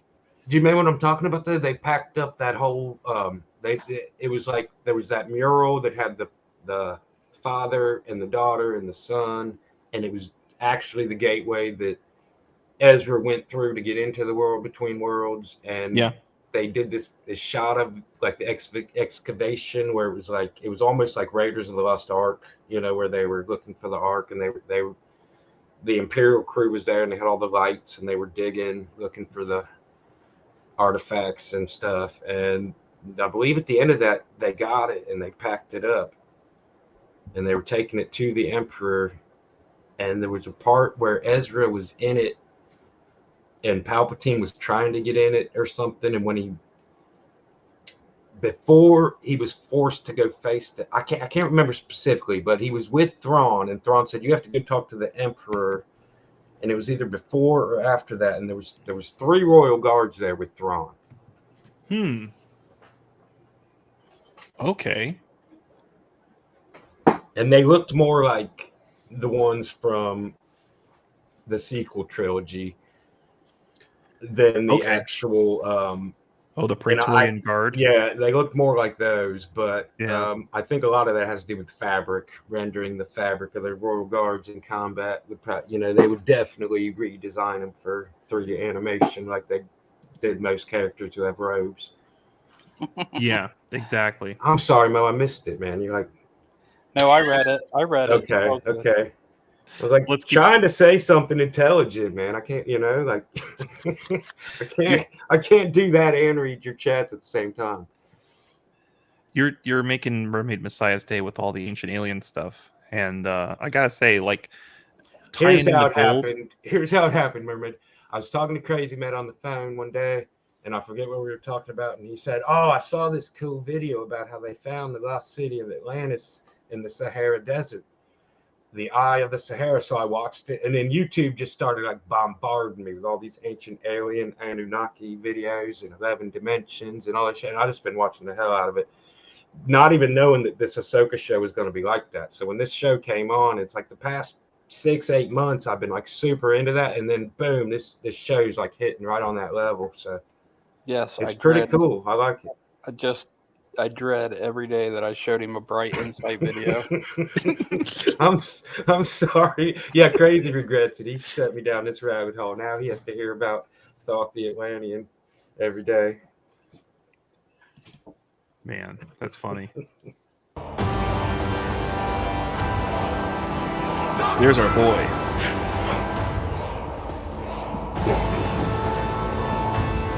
There's Thrawn.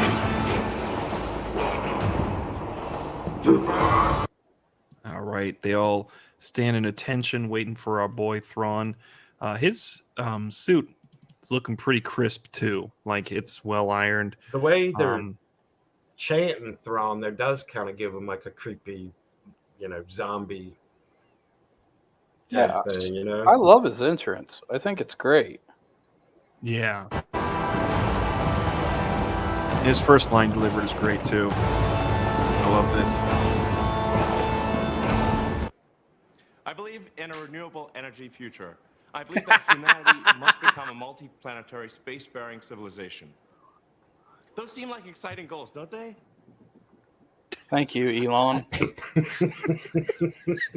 I didn't know that was coming. For a minute, I was like, what the hell is going what? I thought I had another window open or something. I had no idea that was coming either. That was good. I don't remember that either. That's what happens when you give Ape the keys. Yeah. You're going on a wild ride, buddy. It could be referencing the former Crimson Guard that was impersonating Thrawn strategies in the Thrawn duology by Zahn. Okay, interesting. What do you know about that, Steve? Are you talking about the Thrawn specter of the past, vision of the future, something like that? Or I think it's Ascendancy.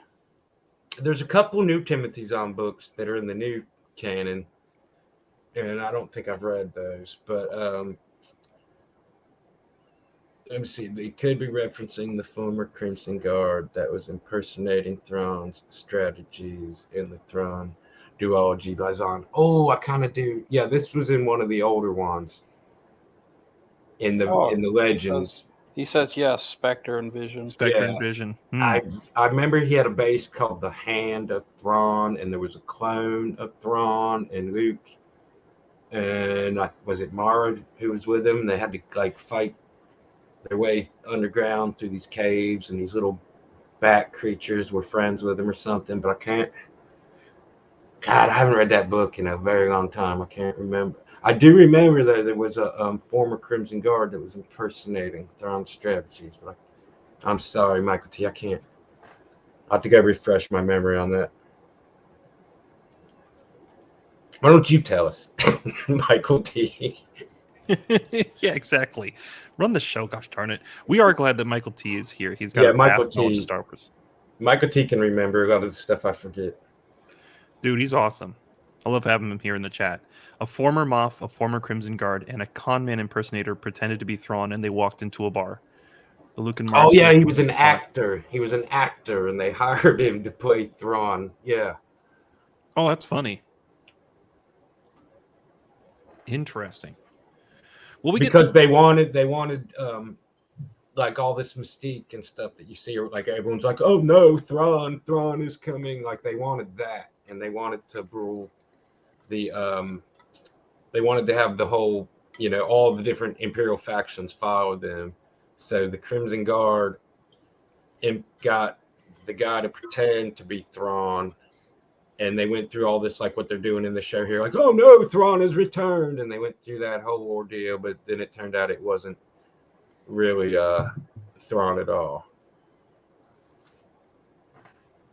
Yes, most knowledgeable Star Wars consultant. Good job, Mike T. Oh, that's funny. See you later, Ice Queen. No, she's came back. You're back? Oh, well, welcome back then. Okay. Yes, welcome back, Ice Queen. I'm dyslexic. Okay. You're still here. Yes, that's. Yeah, we're still here.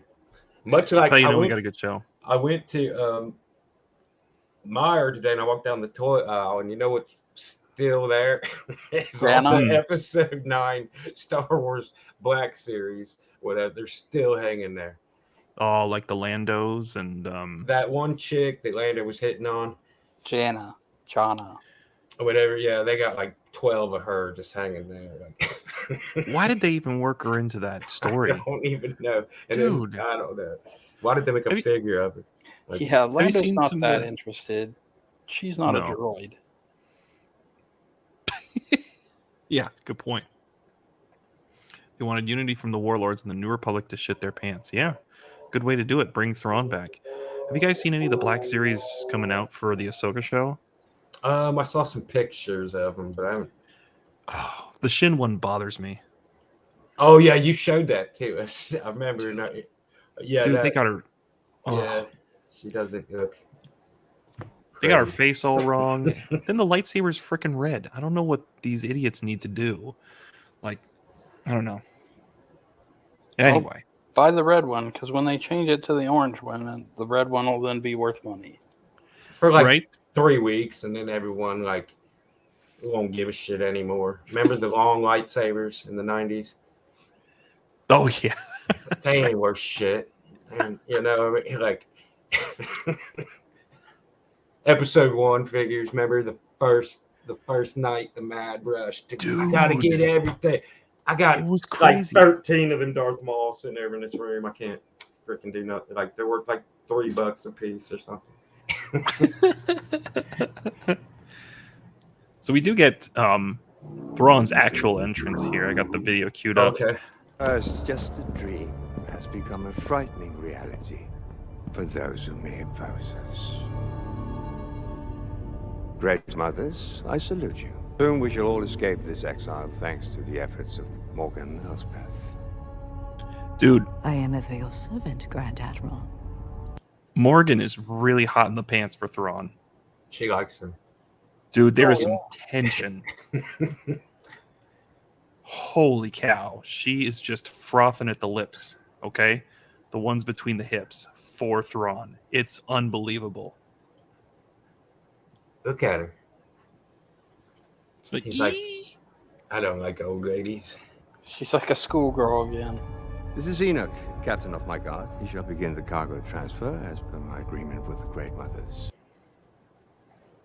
Yeah, so he's got an agreement with the Great Mothers to transport cargo. What the hell is that cargo? My theory is that it is a bunch of dead Night Sisters that they're going to repopulate Dathomir with. Because Palpatine had wiped out 99.9% of all the Dathomiri Night Sisters. Right. And Balin later refers to the Great Dathomiri Empire. Maybe that's what they got back there. Enoch is the way Boba should have been. Got the kilt and all. Yeah. I like Tamora Morrison. I would have told him to hit the treadmill a little bit. Lovingly. I'm glad to see you back, but come on, man. My theory is red is evil. It's a good theory. That's pretty strong. It represents evil. Red's weird. It also represents love. Well, love is evil. So. Love turns you evil, like we learned in Star Wars. See? Yes, Anakin. Yep. See? Yes. The lesson of Star Wars Episode 3 especially was men go your own way. Oh, man. Mercenaries. Balin Skull. And his apprentice, Shin Hati. And you must be General Balin Skull of the Jedi Order. I love this moment, because then the witches are like, Yeah, they don't like it. They straighten up, and they're like, what? Jedi? But all that Thrawn needed was a name. It's like General Balin Skull. Yeah. Of the Jedi Order. I don't know how common the name Balin is, but he sussed him out real quick. Well, he's also like studied like every battle of the entire Clone Wars. And he's had plenty of time to go over every battle. But yet he doesn't know 10-year exile. He doesn't know Ahsoka's master right off the top of his head, which is odd if he knows that. You know, I mean, he's like, find me her master, her homeworld. It's like, well, she's obviously a Togruta. And if you know who everyone else is, why don't you know that Ahsoka Tano, who was at like every major battle in the Clone Wars with Anakin and Obi-Wan, why wouldn't he know her? Yeah, that's my thing. Like, he knows random ass Balin Skull. But then, like, the apprentice to Anakin Skywalker, he's like, I don't know. Find that out for me. Well, up to this point, I don't believe he's had any run-ins with Ahsoka Tano. No, he has had run-ins with Anakin and Vader. Get this conversation. I'm Steve, Mermaid Messiah. That's Star Wars Boy, the most knowledgeable Star Wars expert on all of the earth, and this is my channel. Thank you for showing up and being in our chat. See, there you go. Now you know. We do our intros at the beginning, Steve. Yeah, not in the middle. I'm not a worldwide famous household name, not yet. Jimmy. But as you can see from the bottom, as Kiwi Skirt points out, the green line says Steve is awesome. Yes, yes. Thank you, Kiwi. Appreciate you, Kiwi. Michael T, who you calling a nerf herder? Who's scruffy looking?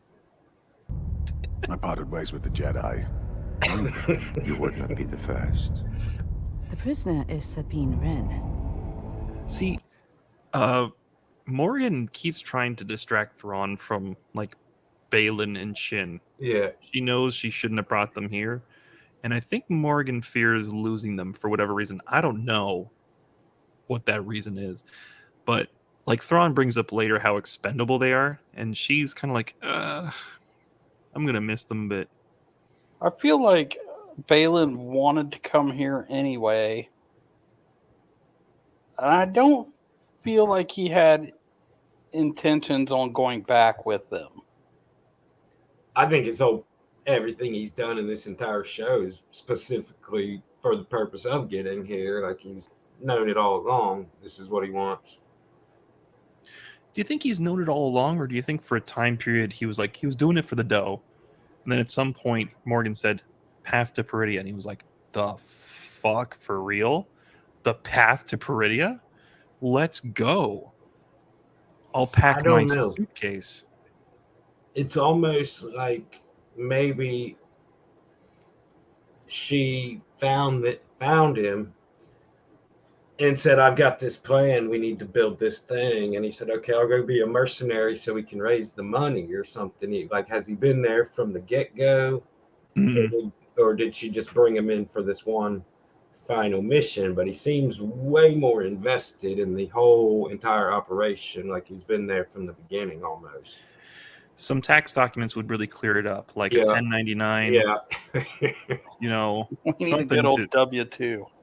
Yeah, if he's got a W-2, then I'm pretty confident he's been in for the long haul.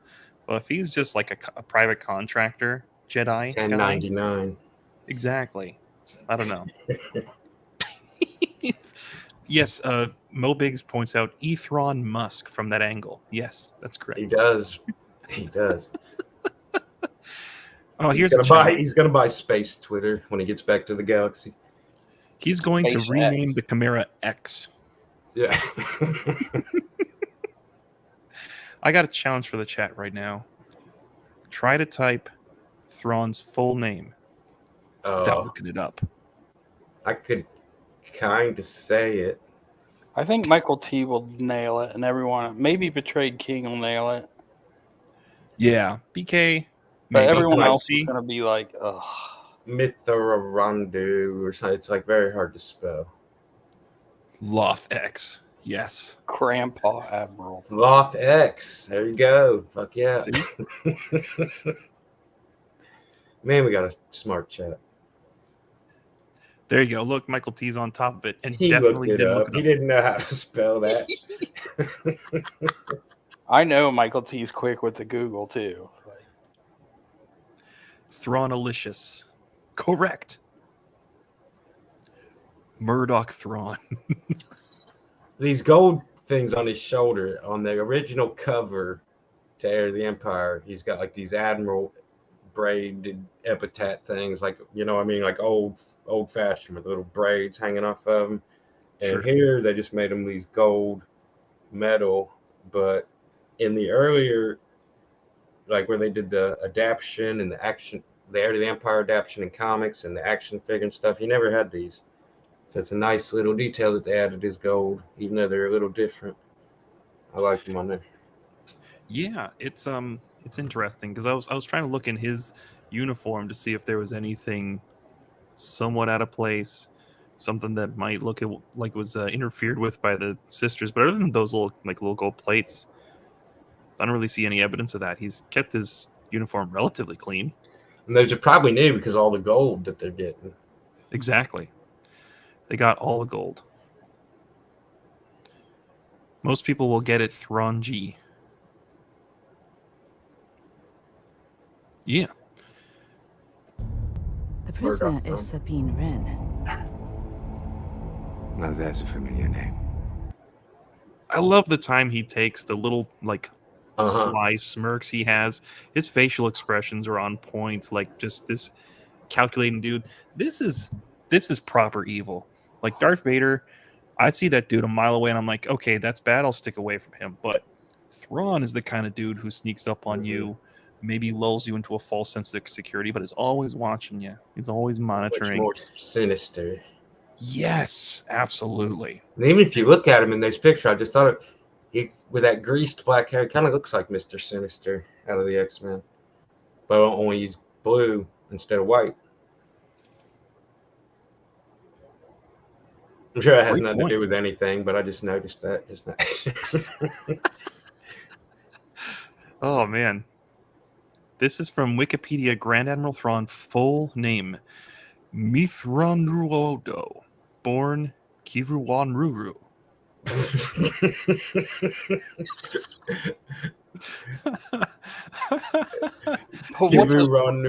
What is his pronouns on Wikipedia? Oh God, I know. Hey, Ray Haylock, glad you showed up. Tugs Web guy, what's up? We're talking His pronouns about are probably like Grand Admiral Thrawn. Zuora Norin, Simwara Norin. Oh, Ray Haylock, what's up, man? I believe Rook was killed. He was in Rebels, I think. Oh, he got super dead. He's done. He's not coming back. Yeah, they brought balance back by throwing an old man into a reactor again. That's how you do it. Goodness, man, just let it go.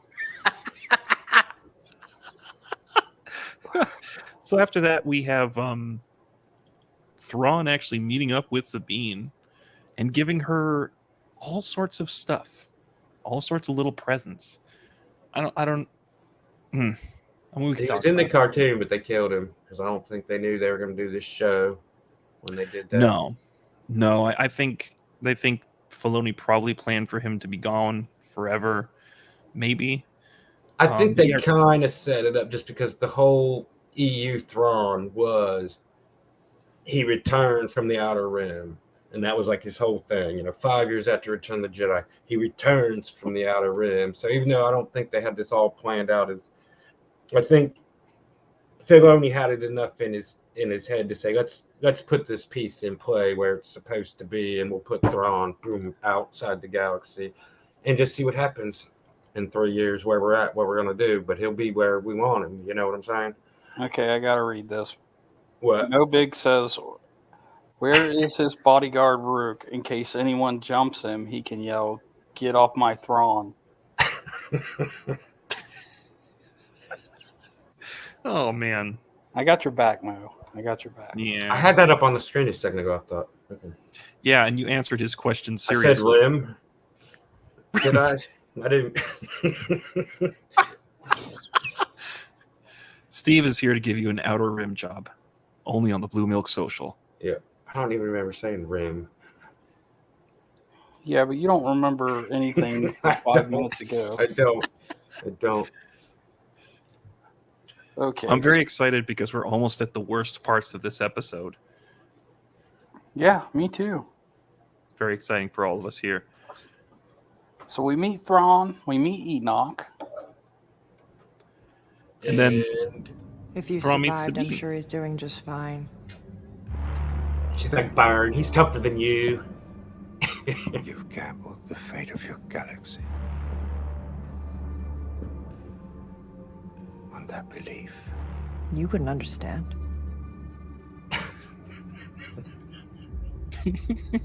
Why are you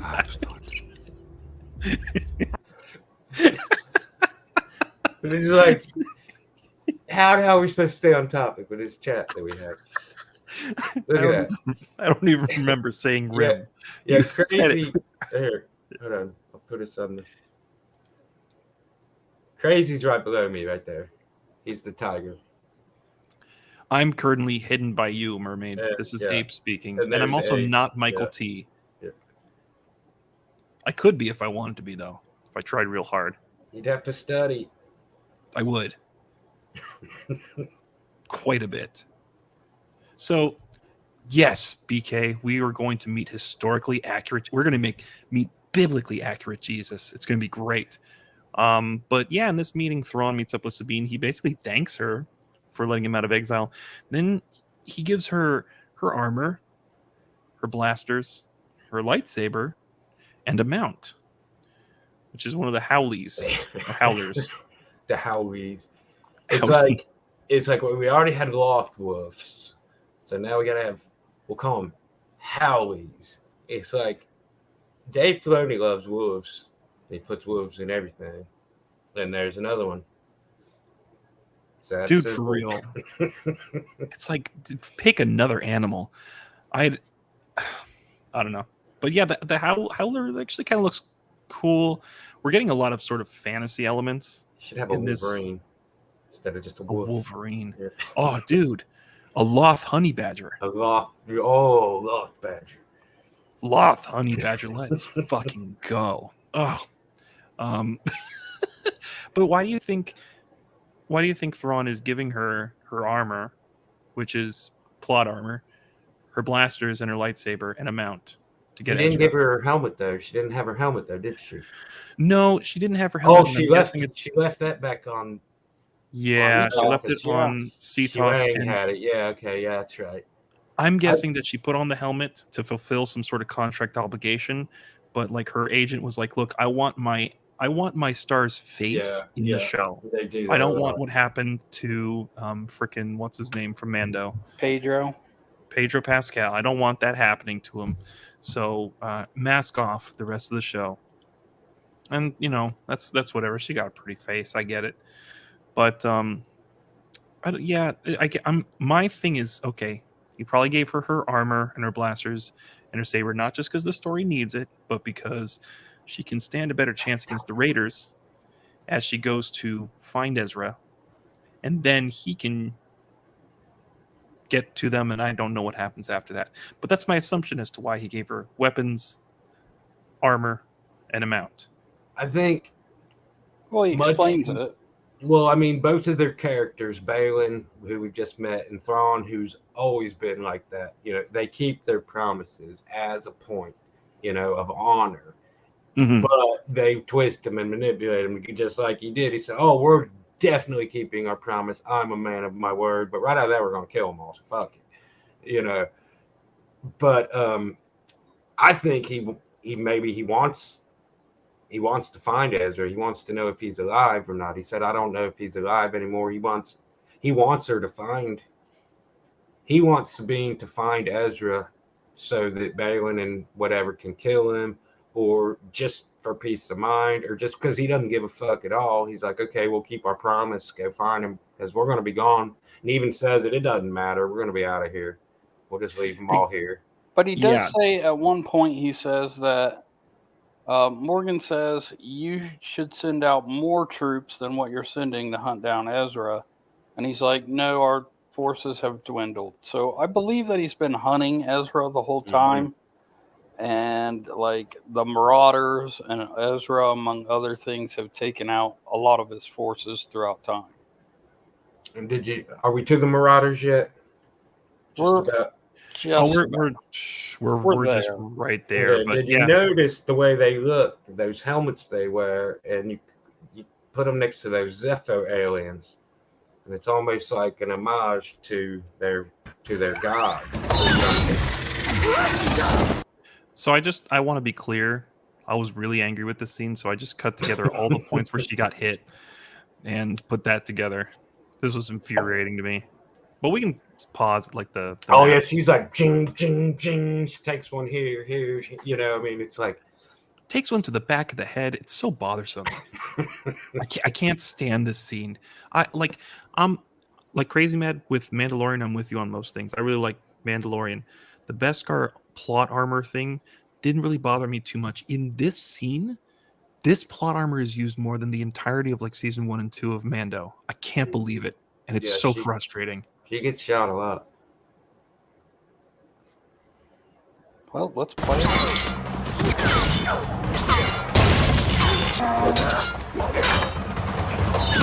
Look at the back of the head. Blast her to the head. Right out of her. Exactly. And I didn't even take the lightsaber stuff because that, man, I threw my keyboard down on the ground. I was like, you take the lightsaber out, and all the guys are like, "Okay, cool, we'll drop our blasters and we'll just switch to melee only." Yeah.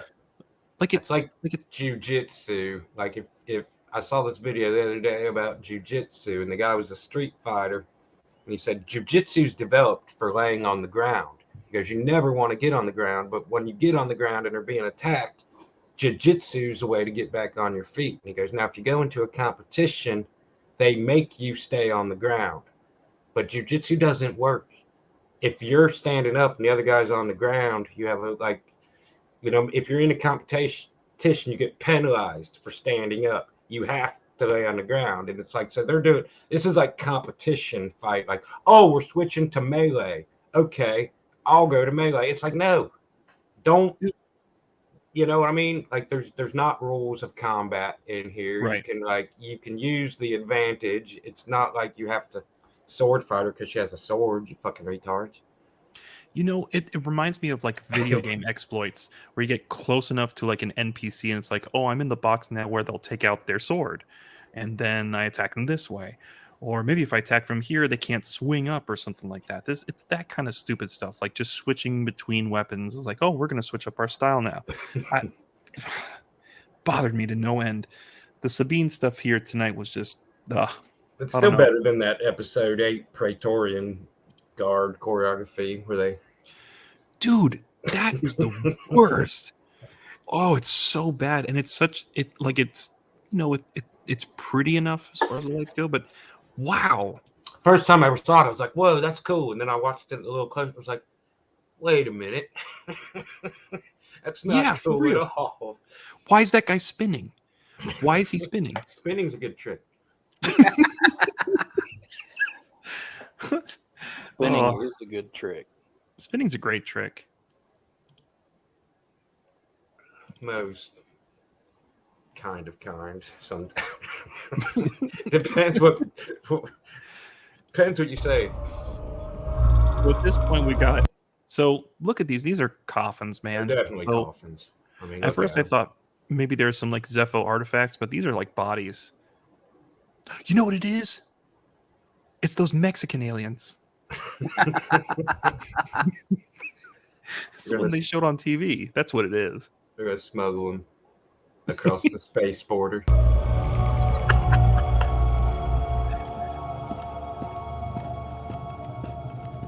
Grand Admiral. Was that the new galaxy or the old galaxy? Good. Prepare to attack squads. Wait for advance. That's a good That's question. the old galaxy, I think. They're like plotting where they're gonna land and attack or whatever. Well, that would make sense because they're trying to get out of here, right? So let's go back here. And look at those ships in the very back of that hangar. Oh, I'll rewind it all the way back then. Let's see here. All right. Right there. See, those have never really been shown in live action, but remember, those are the transports they were flying around in Rebels. Tarkin came down to the ground on one of them when they blew up that tower. Or whatever. But yeah, those ships were in Rebels. I don't remember ever seeing them in live action anywhere else. And I just noticed them just now. Like, look, they're back there, kind of blended in. Yeah, they got stacks of these things too. Look at that. Yeah, they said it's going to take them 3 days to load them. So, jeez. I mean, that's an entire army of undead troopers, if that's what they are. Yeah. Otherwise, they're guys who really just like Red Ribbon.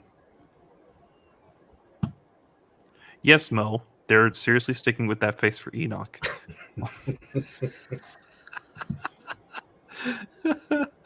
Oh.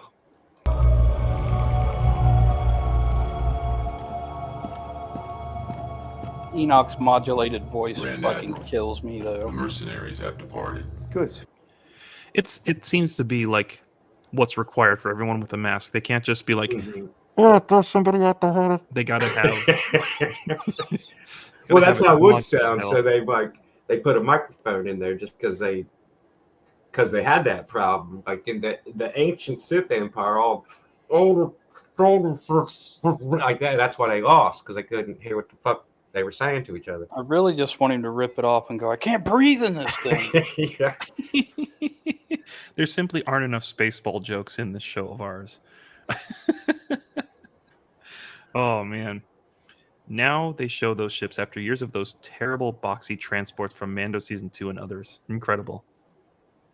Mando's not that cool. Some people think it is on this panel, but Me and Abe are Mando apologists for Season 1 and 2, but not 3. Oh. Fobs are stupid, okay? And if there is... Oh, the fobs. If the fobs aren't, even if the fobs do work, how do they find the dude without his chain code? All they have. So you're telling me if you know my birthday, you can track me anywhere in the fucking galaxy. That's all it takes. Fuck yeah, dude. It's hacking. Stupid. All I need to know is Steve, that Star Wars boy, and I can find you. What's your sign? Don't dox me, bro. Don't dox me. No, I'm Steve. I live in my mom's basement in Cincinnati. You can dox me all you want. It won't hurt me.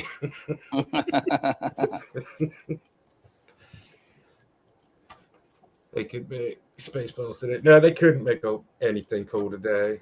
Everything's. Oh, that's for real. Yeah. Imagine like Blazing Saddles. Like if they like forget Spaceballs, you know. Like I'm surprised they haven't cut Blazing Saddles. With a Song of the South or whatever. Like this movie is forbidden for all time to ever be seen by anyone ever again. Songs of the South has a great little musical number with this animation going around, and it's a lot of fun. And then you watch the rest of the film. You lost me at great little musical number. Was Zippity Doo Dah? They used to make us sing that when I was in elementary school in music class. They made you sing Zippity Doo Dah? Yes. Oh. I mean, I'm old. That was back in 1980 or some shit, but it did happen. Oh, see, man. Look, Mo, he watched. Yeah. See, it wasn't racist back then.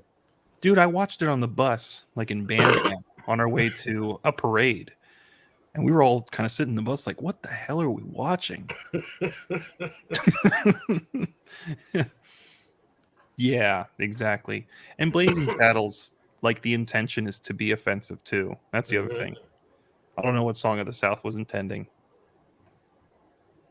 I don't know what that movie was intending either, but what show are we talking about again? I think we talk about Star Wars on here.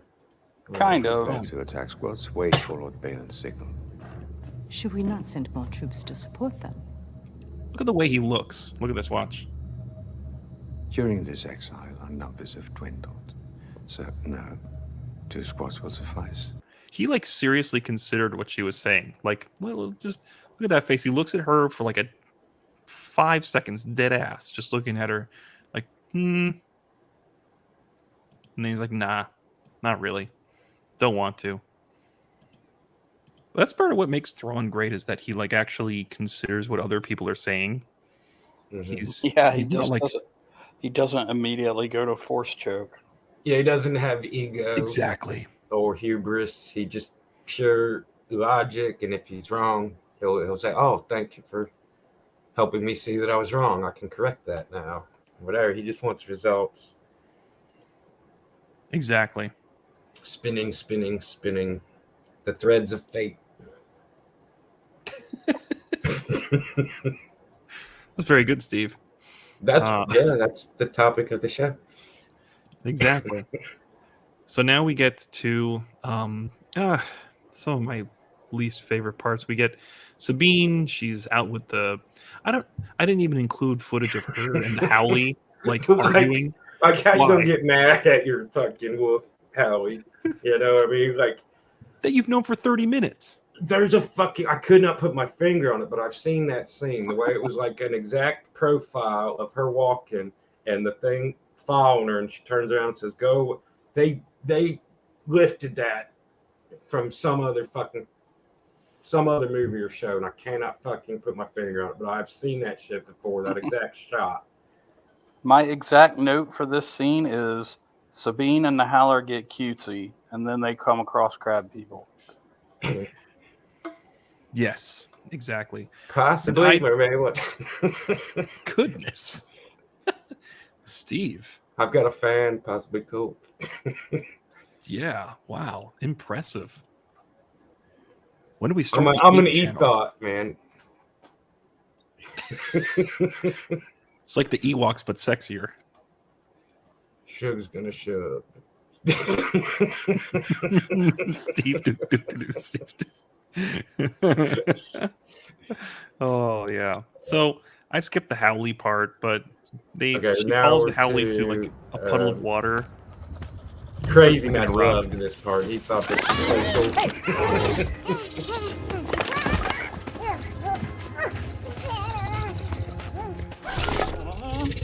Okay, yeah, that trick's over. Yeah. Yeah, So this she has- is. I know what everyone's saying. I don't like this. I don't like this. I hate this. It is so Filoni to go to a fucking planet and have the Ewoks, but a different version of some, some small alien. They got the ones where it's like the Seven Samurai or the Seven Samurai or the Magnificent Seven, where the bounty hunters team up with Anakin, Ahsoka to fight Hondo. And they have to protect that village, and the guys look exactly like that, but without the shells. And then you've got the other one with Ahsoka and Ayla, where there's those little aliens, and they're like, "We're pacifists. We don't believe in war," or whatever. And this is it's so familiar that I didn't have any problem with it. I'm like, this is what Filoni does. Here it is. It's in live action, and. Give us your take, Crazy. I know. I actually enjoyed this episode up until this point, and I hate this. The only thing I could think of was the South Park episode where they're like, crab people, crab people, crab. South Park episode, you say, huh? You should play that next clip.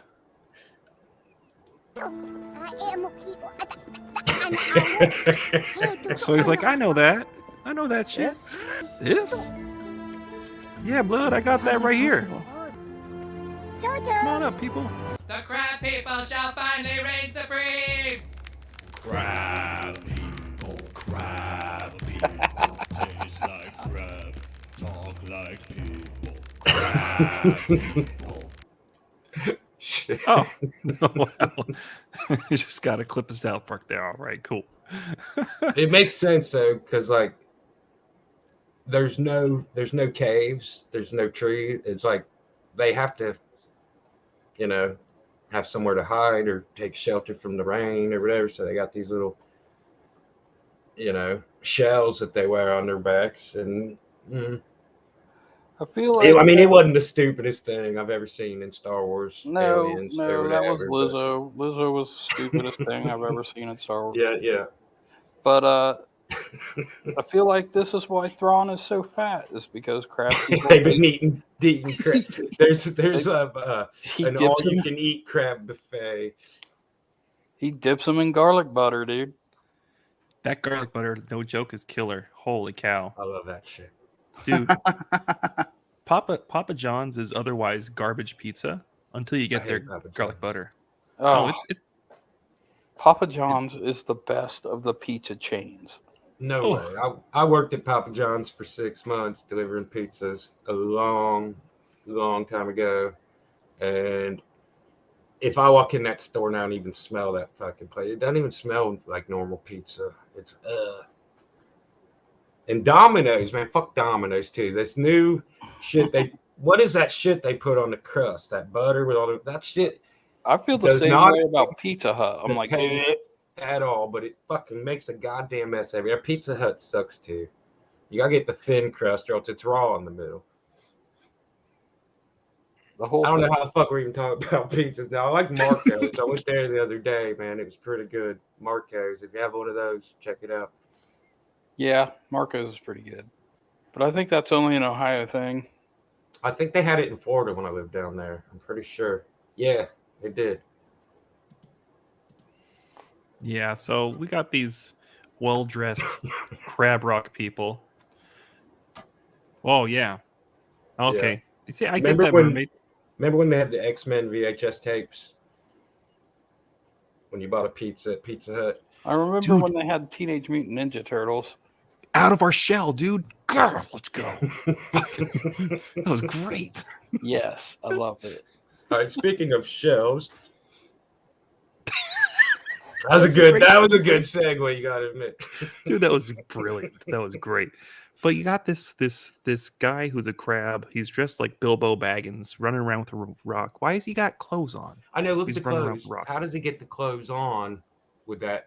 That rock obviously comes off when he gets dressed, I'm assuming. And like, do they just wear these rocks? Is it just clothing, armor, or is that like, are they like actual like snails or something where they are attached Yeah. to this thing, or is it just something they threw on their back? I'm 100% not trying to find logic in an idiot. Crazy's like, I'm done with these crab people. I'm all fed the fuck up. Oh man, yeah, I don't know. They gotta have like weird tails going up into the shell. I don't see any straps. Do They're crab not. people have mud veins? Like They're designed shrimp? like that though. People got a choice in sci-fi on what to create. Lame. Probably do taste good though. I'm in some agreement with you, Steve, Larry. Not to be confused with Steve here. Uh, let's try to come up with something new. How about a creature that's like gaseous, right? Or something that looks like a floating man of war in the air. Come up with something creative, but instead they're like, it's a crab thing. It's a bear guy. Yeah. I don't know, but maybe it all comes out that way for a reason. Well, according to ancient alien theorists, humanoid life forms dominate the galaxy. I saw that on YouTube from Billy Yeah. Carson. Yeah, there's a theory Do you about miss that. That's like only creatures that can like basically more or less stand on two legs end up dominating the place. Don't know why that is, but anyway, then we get Balin and Shin who ride out on those wolf things, right? Shin's got the light colored wolf, Balin's got the dark colored wolf. They're looking for Sabine. They're tracking because her. Thrawn tracking her, right? Because Thrawn let them go under the assumption that they would try to catch up with her. If they died, it doesn't matter. We kind of glossed over the part. I didn't include it here, but Now- there's a monolith that they ride across, or they ride in front of, and it has writing on it, right? What did it say? Oh, is that the one that the YouTube, the other guy, deciphered, and it says raise. Yeah, it's written in Urkatat, and it says something like "All hail Kujet, may his reign Ray. It said raise last." Kujet, may his reign last for all time. Exactly. Yeah, and Kujet is a Zepho, right? He's not just a Zepho. He represents like the end time of Zephos, because you had this like good, time of peace with like Ailram and this other Zepho, I don't remember. But then eventually, like the Zepho race kind of declined, and they became more obsessed with finding out more, which led them to Sith tendencies. And you end with Emperor Kujet, who has like a tomb on Mandalore that you can see in the video games. Thank you. I did it again. Gosh darn it. What am I drinking? Blue milk. Blue milk, man. Milk, man. So he's got the tomb on Dathomir. And in that tomb, you see a bunch of people who are like ash statues, because his Sith lightning was so crazy that he just turned like a whole town to ash, went full Sith, right? So he represents like the darkest you can go. And here we have a temple that's praising his name, that everybody's working out of here, that these great mothers have been working in. That's what like the hell? earlier I was saying. There's some kind of Sith, Zepho, Dathomir witch connection between all of it. Yes. That we haven't quite figured out yet. Right. And that makes me wonder, like, as we'll hear in this scene, like, what the hell is calling out to Balin? No, the Zepho real dark. Oh, sorry. The Zephos actually, if I have this correctly in the legends lore, the Rakata Empire actually overthrew. They were the slave race of the Zephos, not the Zippos, and that the Rakatan, the Zephos are actually older, and the Rakatan Empire became what it was after deposing the Zephos and stealing some of their technology and stuff. Yes. And Kujet was actually one of the cruelest rulers they had. and his tomb is on Dathomir. And actually, in his hands in the game, I didn't play the game, but in the game, you find one of the last atriums in his tomb. Cal Kestis finds it, I believe. Atriums? Yes. What system are those games on? I'm half of money to go buy those I damn think you things. can get them on PS or Xbox or even PC. I've been watching a lot of videos about all this stuff all week, and I haven't had I had an Xbox original and a PS2. This is like 20 years ago. I haven't had a game system since, and I'm like, man, I want to go get one and play these fucking things. I'm not going to lie to you, Steve. The games are hard. You told me that earlier. No, I used to be good at video games. I know, but I'm old now, so I don't know. But so yeah, we went up to I feel like you're going to throw your Xbox down a reactor after halfway through the game. We went up to Chicago to the Zaid brothers. Phil and Brandon, they've got the world's largest arcade, I believe, and I don't doubt it. Like, we went in there, they had every freaking video game ever made, like stand up, from the 80s. And I was trying to play the vintage Star Wars, the arcade game, and I used to be able to rock that thing. Man, I was sucking bad. Mo Big says, Steve, the PS2 graphics will blow you away if you're used to watching Rebels. I'm so glad you're here. Like, I had a PS2, but I only had like one game, Jango Fett, Bounty Hunter, something like that. No, Michael T, it's not Legends. It's from Fallen Order and Survivor. There's heavy Zeppo references in that, which is why I think that Filoni is going to somehow try to tie in the Zeppo to all this. And there's also another big theory out there right now, too. The big theory being that possibly Abeloth is who's calling to him. You remember, like, on our first or second show, Michael T, you were saying something to me, and I was like, is that the mother? That's Abeloth, yeah. Okay, they never finished that series, did they, Michael T? Or did they? That was right when Disney bought them. Steve's absolutely right. The cutscene movies from the Django game are awesome. That truly is a cool game. It's like, if a game is really, really hard, like they're saying these are, if the story's good and I want to see it, I will beat that fucking game to get to the next. You know what I mean? I'll get there if I need, if the only game of Star Wars that I never, ever, ever beat when I was playing games was that freaking Episode 1 Phantom Menace game on PC. Oh my god, dude! I wanted to. And that's why it's like, I've already seen the movie, I've read the comic, I read the novel, I know what happens. I'm not going to sit here for fucking 40 hours trying to make this one jump just so I can see a different angle of the end of Phantom. Like, fuck it. Any of the rest, I'm like, I had to beat this thing. You know what I mean? Like, I must see what happens to Jango Fett. And most of the other ones aren't as hard as that stupid thing was anyway. But yeah, if those games are good, I won't mind sitting there. But I barely have time to watch this damn show 40 minutes a week. So I don't know. For real. If I got trapped in, like when I was playing Knights of the Old Republic, I would sit there for like, you know how it like logs your hours and whatever. It's like, man, I'd sit there and play that thing for like 14 hours straight and shit. Dude, Shadow of the Empire. Like, getting back into that. That's a really fun one, but it is taking my time because I'm realizing like how bad I am as an adult. Or as a kid, I was like, fucking, like you said, you rocked it. Pod Racer, I could do it, but Pod Racer, badass. Battlefront 2. I never really cared for Battlefront. KOTOR was where it was at. KOTOR 1 and 2. Never cared for Battlefront. Goodness, you hate quality.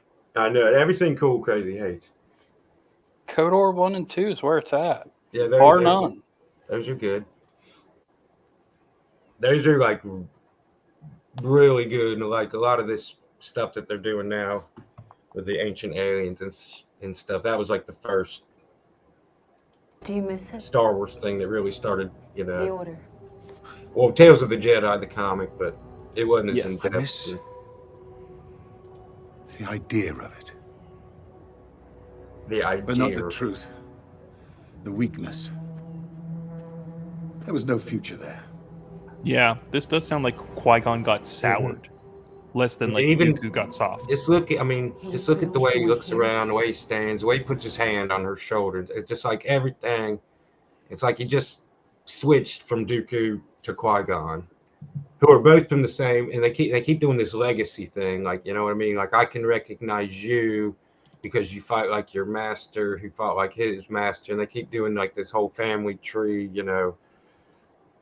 emphasizing it in all the different YouTube analyses and on certain things in these shows. But it seems like everyone's focusing on Yoda to Dooku to Qui-Gon to Obi-Wan to Anakin to Ahsoka to Sabine, as if this is like very, very, very important. So I don't know. But the way he's acting there, he's outside of this legacy as far as we know. But he sure does seem like a lot like him, Yeah, people are really obsessed about the lineage of Steve. Don't get too hot and bothered, man. No, Mermaid, this has nothing to do with you. It's totally Steve. Like, this is his I like thing. Ancient Aliens. He sounds stoic and depressed because it just occurred to him that his apprentice has the same haircut as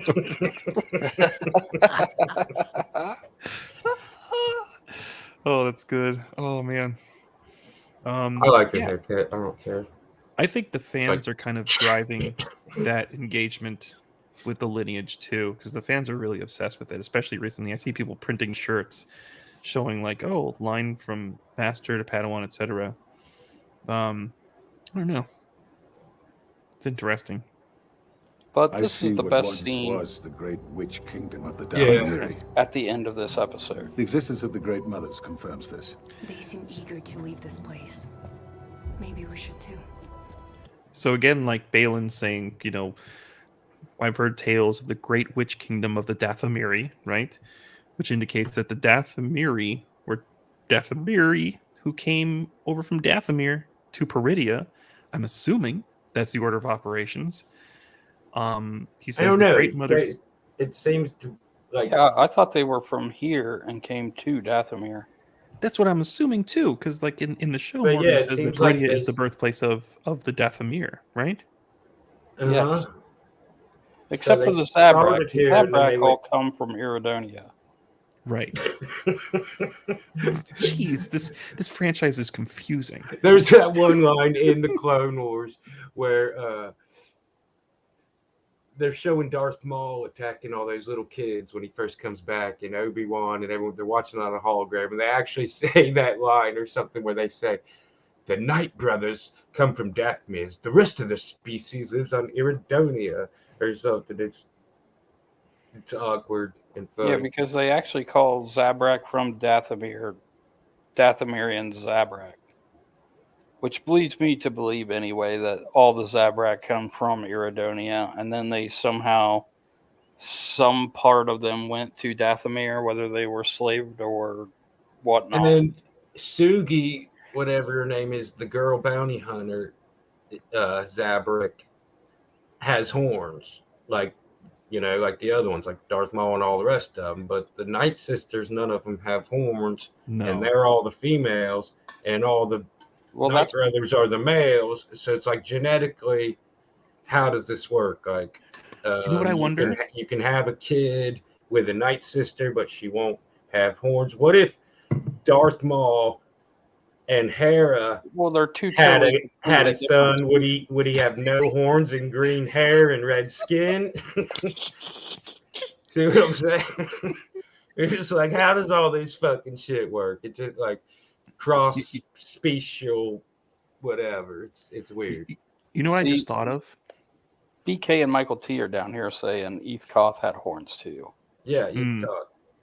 Eat coffin. Go on. after Sorry to colon. cut you off, Abe. No. It's all good. I was just thinking to myself, like, we really don't see like male Night Sisters, and it made me think of this all female species of lizard. And they literally can only reproduce by like kind of lesing out. Like really, that's what they do. I'm serious. But like, what if the Night Sisters are? How do you know about these lesbian lizards? Like where can I find out more about this? This isn't Star Wars either. This is the real world. I touched grass, Steve, and I found lesbian lizards. But basically, like now I'm thinking, okay, maybe you've got this entirely female species that has to basically almost parasitically, but somewhat symbiotically, subsist on the males of another species. Oh. Mm-hmm. So they're like tapeworm chicks. You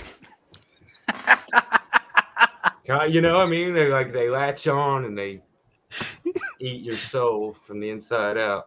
Well, that's every chick ever. That's called marriage. Oh, yeah, I'm with you too, Michael T. Yeah, the markings were originally tattoos. I like that idea too. Having them born with it, I don't know, kind of takes some of the significance out of it for me. And But are they born with it now? Or, I mean, are they still tattoos that just they all get them in that village? I don't know. They don't really. I don't know. All I know is I want to go through Ape's search history someday. Oh, I don't. Man. Lesbian lizards. Continuing with the video. Perhaps they flee a power greater than their own. Something calls to me. Can't you hear it? Something stirs here. Can't you see it? See, she has no idea what she's talking about, but she's generally confused about everything. Uh-huh. I think that's why I love her. She's a blonde ditz. I like it. Kind of going through the motions. But we do have some theories on what could be calling to her. We've talked about the Zepho and Kujet, and Abeloth is the other main thing. Abeloth, also known as Oh yeah, we forgot about that. Also known as the Mother. She was a mortal woman who drank from the fountain of power and bathed in the pool of knowledge. And this corrupted her being, also making her immortal. And she was in the family with the father, the son, and the daughter. And she was the peacekeeper between the son and the daughter. When the father realized what she had done, he had abandoned her on a planet. So. Are you reading that? Well, I did read that. That's all I had on it.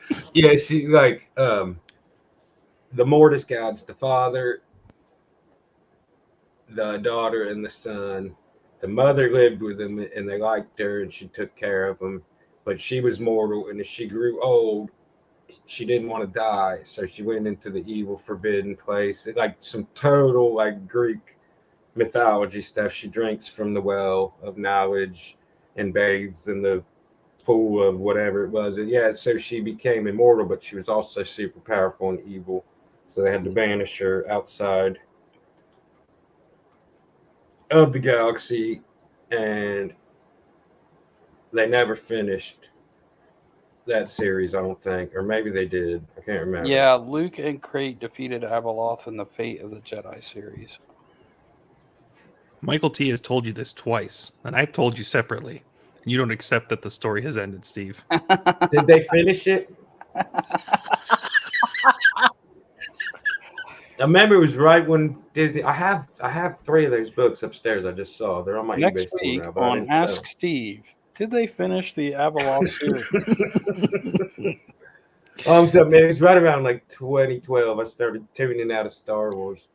Well, see, Mo, they did. Abeloth wasn't killed yet in this timeline. She wasn't killed until 44 ABY by Luke. And it is in this series as of now, it's like 9 ABY. And yes, they did. story. Okay. Yes, they did. Okay. I'm gonna stare at this for a minute. Yes, they did. Okay, I'm allowed. Okay, I won't ask you again now. I remember. and at one point, like I don't think I finished reading it though. Then at one point, Balin talks about Shin's training, and she thinks she's just being trained as some kind of Jedi, and he says, "No, you're being trained to be something more." Yeah. And if you go back and look at the artwork for Abeloth, it's very reminiscent of the looks of Shin. That's an interesting theory. What if, like, Balin found little baby Shin, raised her up, didn't know that she was this, like, sort of weird goddess thing, and He's him gonna bringing her there. sacrifice her in some way. Don't say that, Steve. Yes, I just No. realized it. Yep. I want Shin show. I want Shin movie. I want I want Shin books. Yeah, I think I he's. want to kick you in the shin. Oh, well, we got past all the really, really cool parts of this episode, I think. Goodness, Mo, stop making fun of that poor girl.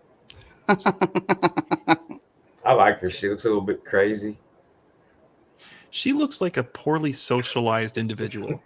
Like she really acts like that. Like she goes and she's like, "They're witches." It's like, kid, not so loud. Yeah. Quiet. Yeah. I don't know. Before the dark times, before the Empire. That's right.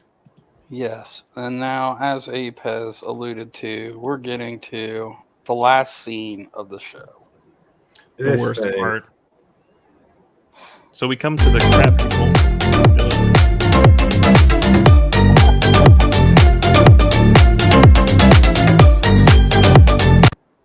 That's the way it should have been. The But instead it audio was on super that depressing. is really good, Abe. Yeah. Well, last week you were too quiet, so being too loud is better than being too quiet. I guess you overcompensated a little bit there. I would have A little accepted bit. that. Michael T says, "Holy loud fuck." I hope you weren't wearing headphones and now your ears are bleeding. Crab people. Are you okay?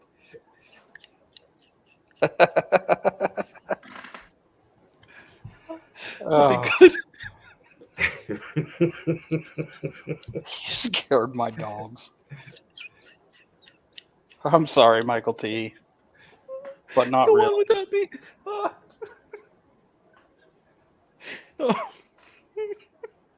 That was loud for me too. Oh. Okay, so it's a boring crab village. I tried to liven it up here, but okay. Okay, back. I knew I could Let's count be serious, on you. man. We're trying to do a serious show here. You're right, sorry.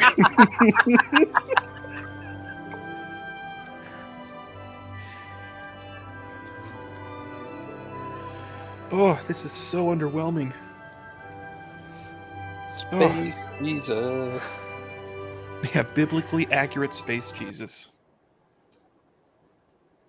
Yeah, this whole thing. I watched it twice and it seemed less weird the second time, but I don't know. It's just like the way that they built it up just within the show is she has just sacrificed her entire galaxy's welfare to find this dude. Knowing the that way she'll probably the way be that it left would here. the way that it would be in real life. I mean, I don't care if it was like your brother, your sister, your lover, your dog, or like a bike that you lost somewhere, or like maybe a car key or something, and you're looking at it for 10 years and you found it. I would be more excited. You know what I mean? Like, oh shit, I've been looking for this for 10 years. You know what I mean? If I found like a screwdriver that was lost or something, like they didn't seem that happy. They were excited. They're just like, oh, hey, bro, how you been? Dude, Go let me play tell you. some Xbox, bruh. For real. Oh my gosh. I know people who went to every class together at the same school. They'd get out of school, they'd go to the mall 30 minutes later and meet each other and be like, "What's going on?" and run up and hug. We can't get a running hug from Sabine. This is I mean, yeah, depressing. I was thinking it was going to be like a lot of, TV show love reunions or whatever. There was going to be this moment where he says, "I thought you'd find me. I knew I could count on you." And she'd be like, "Yeah," and there'd be like, 10, 20 seconds. And then it would break and they would just, run into each other's arms. Me and Crazy were having this conversation earlier in the week. And he said, it was so funny. He said, "Well, I'm not trying to ship them." But he's like, "I thought they would be more excited than that." And he's like, "Yeah, that's exactly like, yeah. I mean, I'm not like drawing weird, like, I mean, this chick pictures for deviant art, of these guys. But This yeah, I would chick- have thought they'd have been more excited." this chick lives in his house, stares at holocrons of him for 10 years. Yep. Decides to go on this mission to find him, rubs his face gingerly on She's the on painting she did of him. Yes. Decides Sacrifices the whole galaxy. Sacrifices the entire galaxy, knowing she's probably going to be stranded on this planet for the rest of her life with this dude. And all she gets is like a "Hey, bruh." Just so true, Mike T. Yeah, the modern audience wouldn't stand for women gaining any kind of happiness being a man. Exactly. And you know what? But that's what the scene needed. It needed Ezra turning, like being behind her. You could start the same way, like, "Oh, glad you finally made it," or something like that. And then she turns around, she beams, she runs to him, collapses into him, right? Just embraces him. And then at some point puts like a 2-second kiss on his lips, right? 2 seconds. Mwah. And then that's it. Not this. What is that? What is that face? Watch this cut, though. The way she puts her arm out there is like, makes it. Watch this cut, though. Oh, you cut it out, too, didn't you? No, I didn't. There. See, this looks like... Kissing? Yeah.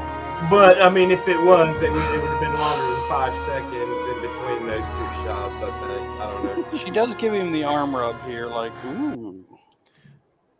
What is this face? Like, oh, wow, you just... Love is great. Goodness, man. Pitch What? Ranking says she's looking at his beard, and that's why she laughed. They did hug. They are officially gay bros now. She's looking at his beard. That's why she... You call that a beard, bro? I feel like if I was doing this show, during the Maraud attack, she would have got overwhelmed and captured, and he would have showed up after they were torturing her for just tenderizing her a little bit before they were going to, like, eat her or something. I don't know what these Marauders do. And then he would have showed up and just waylaid them with his new Force Kamehameha ways and shit that he's learned here. Do you think he's not surprised to see her because he already knows, because he felt her through the Force, and maybe he even sent those crab people out there to find her? That's interesting. Like, use beast control? Oh, they're just his friends. Oh, that too. I guess you don't need to mind control them. I think those Marauders, fuck with him, and he probably just showed up and beat a couple of them down, and now these little dudes are just like, they love him. Hang out with us. He's their protector. It's either God or just their hero or whatever. But yeah, they like having him around, I think. He's less enthused because the crab pussy is so good. Jeez. He's got crabs there. Crab pussy. Crab. Which one are we misgendering? Sabine or Shin? No, Sabine's definitely a chick. I mean, she Which does one of you guys kind talked of look about? like a boy. She's got a boy haircut. She's got a little bit of like a build, like a 10-year-old boy. She's not very curvy. Well, no, but I'm still Sabine fan. Like, I'm gonna take Sabine over Shin Hottie every time. Once Shin. again, I like exposing Shin your better. poor taste. But I mean, Hera is the A plus here. Let's never. Hair forget is that. green. I'm okay with that, man. Yeah, you're You not see- racist. He's like, I'm not racist. I don't care if my kid has green hair and big ears. You've seen that cake on Hera. Yeah, yeah. It's her caravan. Yeah. That's right. The wagon she dragon. Now, do we have a shot? Felix asked us a minute ago. Was it Felix? I think he said show those dog tags he's wearing. Now, if you look at it from here, it looks just like some kind of chainmail or something. But in some of those pictures I've seen on Twitter and stuff, they've zoomed way in, and Now, let me those see might if I be can find a stormtrooper picture. dog tags. I don't know Yes, Mo. Exactly. which one now. I can't keep up with you, man. No, not that one. The new Okay. one.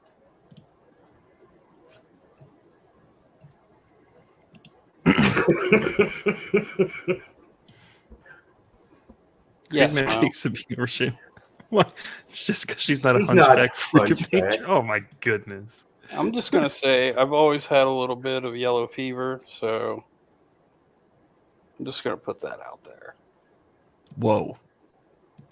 Is it serious? Like terminal? It could be. Here, I've got I mean, it could be. These are the characters on the show we've been talking about for 3 hours. Here, Steve, I've got an image. You can kind of get closer here. You want to bring this up? Oh, okay. Space Jesus. Yeah, biblically accurate space Jesus. Here we go. Oh, geez. There we go. Okay. They look to me more just like these pull tabs off of a coat. They almost look like scales. Pull tab, though. That'd be interesting if he just like. Is this how many Cokes I've drank since I've been here? Exactly. He's just one of those like frat guys who like has all the beer bottles up on a shelf. It's like, bro, buy a book.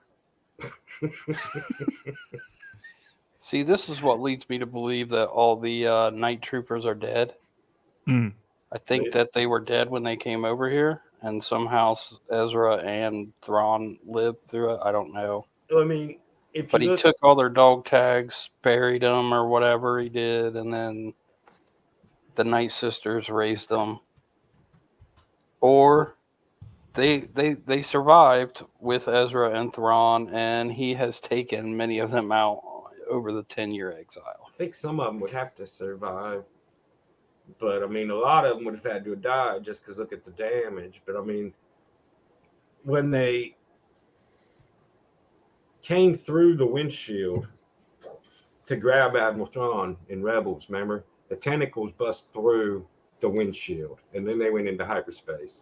So how did they all not, fly out into outer space or whatever? Oh, no, the big things came down. I remember now. Yeah, the blast doors or whatever. So if it had all those breaches, they were all like some of the troopers probably got sucked out in space. Some of them probably died in explosion. Some of them probably lived. I do like the casting of Ezra. I think he generally looks like Ezra. I think Sabine generally looks like Sabine. Yes. He looks yeah, he looks like him. He's older now. They're like, how old was he supposed to be when he left? Because now he's like taller than her. Before he was shorter than her, remember? He was teenage years. Yeah. 14, 15, 16, somewhere in there. Well, wasn't he like 14 when he first got picked up by the gang? It's very possible. And then there's probably a couple years.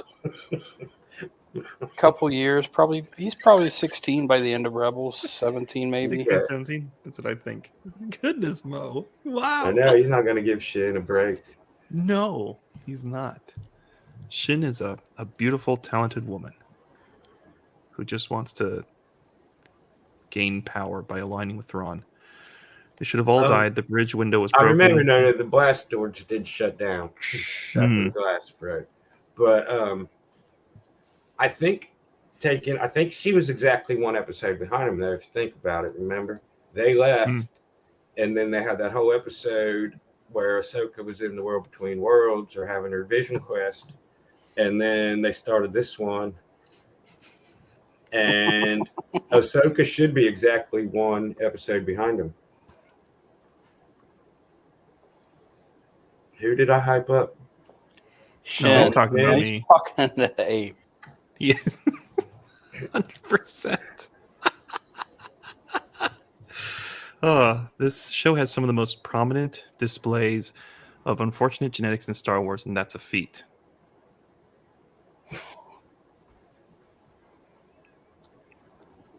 Yeah.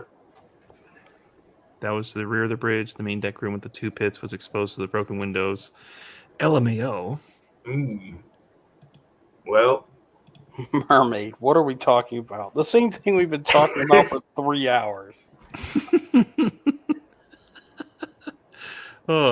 Well, speaking of Ahsoka, our character starts to talk about her. Hey, Corey Barton. Hey, Corey. Welcome, man. You missed all. Hold on. Dude. Red Mother. Hold on. You missed so many hot, sexy alien babes by not showing up. I just want to let you know. Red Mothers, you wish to speak with me.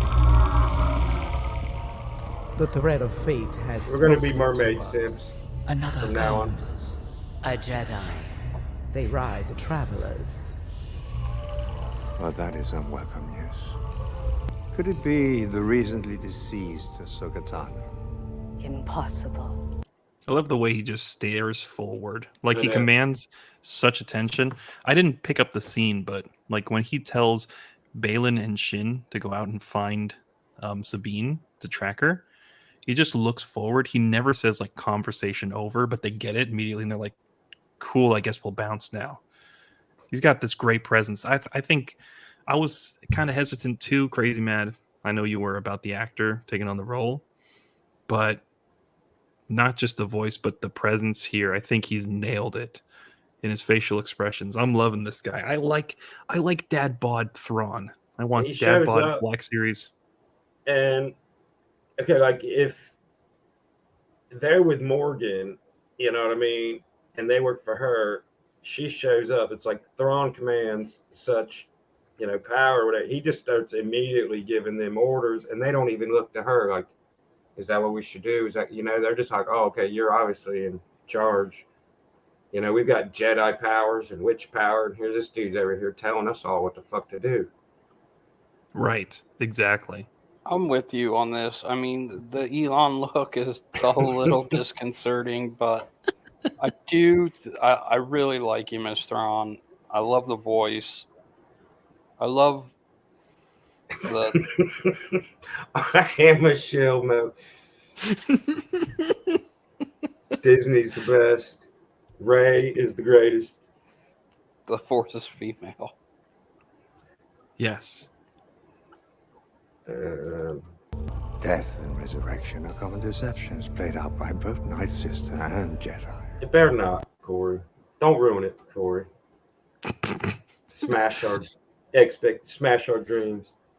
So something that people said about that line in particular, like death are common deceptions of Jedi and Night Sister alike. Yeah. Some people are using that as like, okay, this is justifying the Emperor coming back in some way. Like they think that some people seem to think that parts of the show are really targeted to be like, oh yeah, the sequels happened. I don't quite I've see that. seen a couple things that could be. Okay, the sequels suck bad. Like super duper duper bad. Now, I like Star Wars a lot, and I don't like the fact that 1/3 of it fucking sucks. So if somehow they can use this show and other shows to craft a narrative leading up to episode 7, following through to episode 9, that somehow like makes it all make sense and is better, I'm all for that. It's like it's not going to happen. That's going to be utterly impossible to do. Yeah, but there's you no know what I way mean. the If they want to put stuff in here that like on the lowdown kind of makes that stuff make more sense, that's fine with me. If they get in here and start doing like a direct plot, they kind of already did that in the Mando with this, where they're talking about Project, what was it called? They're going to start the cloning and all that, and they need Thrawn and all that, and it's in Bad Batch. And if everything that they're doing leads up to the sequel trilogy without somehow making the sequel trilogy make sense and actually be a little, like you've heard people say this, right? Like if you watch the entire season or series of the Clone Wars, it makes the prequels better. Yeah, and a lot of people would agree with that, which I do too. You know, it adds to it in such a way that it's better. Is that even possible to do to the sequel trilogy? No. And first of all, you got to think of this too. They didn't even leave room between, like, episode 8 picks up right 1 second after episode 7 ends, so they don't even have room to go in there and try to shoehorn something in to make it make sense. That was a really poor choice. It really was. Dumb. The only way the sequel trilogy makes sense is if they use the War Between Worlds to erase it completely. Or if they just like walk into the like Which they won't do. archives and they find all the copies of it and they just like throw it in the garbage and light it on fire and try to convince the world that those movies were never made and don't exist. Also, welcome Tree Goblin. Tree Goblin. Thank you for coming in. I could find it coming, I'd put it up, but I don't think they're erasing the sequel trilogy either.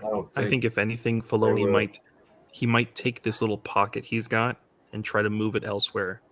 But I don't know how this show's going to go. It sounds like they're all trying to rush out of Peridia, so I don't know if that's even possible. But it would kind of explain like where the hell Ahsoka was for the sequels. I mean, and do you really need to go to that extreme though to avoid the sequel trilogy where you have to create an entire? I mean, we got 1 million planets here already with 50 different clusters and zones, and that, do we really need to build a whole other galaxy just to tell a story without Rey in it? Corey Barton asks, "You guys for real like this show?" A lot of, yeah. It for me on 1 through 10, with 5 being an average show, just a average show. I'd say it's 5.5. I give it a B. It's worth a watch. Steve doesn't like the numbers. It's too hard. You got to sit there and explain your whole system of how it works. And some of it's good. I give it a B. Some of it's not good. Certain scenes, the whole idea of making ancient aliens in Star Wars, I give it an A+. That the concept of it's really cool. I hear a lot of people saying, oh, it's woke, there's too much girl power, but I don't mind looking at any of them girls. But you know what I love about this show, Corey, is that I get to sit around and talk Star Wars with my fucking good friends. Yeah, it's cool because it doesn't hate us and we don't hate it, so we don't just have to sit here and rail and speculate when KK is gonna get fired. We can actually talk about what influenced the show and what might happen and stuff like that. It's way more fun. Mo Biggs rates it 3 snarfs out of a Jar Jar. You should go watch it, Mo. No, don't. He'll just come back here with that much more ammo next week. Yes. Watch it and hate us, Mo. Let the hate flow through you. You didn't like it, Corey? See, I thought you would really like it, Corey, because it has at least 2 alien chicks, or maybe 3. Yeah, 2. It's got Ahsoka, Hera. Well, at least 2. I think Sabine's pretty hot too, and a lot of people dig Shin, even though she's a lecherous troll. Everybody with common sense. It's hot babe power, like the 90s X-Men girls. They're like, really, if you watch the cartoons, you know why it's girl power or girl boss or whatever. Because all the dudes in the crew got killed or sent Yeah. to Peridia to save all their All their the women. dudes in the show literally died saving the day. Yep. And you got to understand this whole series is about finding a man. For some people, that man is Ezra. For other people, that man is Thrawn. But it's all centered around men. So it doesn't pass the Bechdel test because every conversation these girls have is about a man. Where's that man? We can't find that man. She got rid of the plans. We can't find the man. Zeb got is man. hanging out with Carson Teva. Yeah, with Carson at his base. He was in the Mando. But we got Carson, but no Zeb. That was disappointing. Yeah, I was really disappointed that Zeb didn't show up on that fighter pilot scene. No, I'm not comparing them, Michael T. We are lost. I'm just saying, they're kind of sexy and they like to fight. That's all. I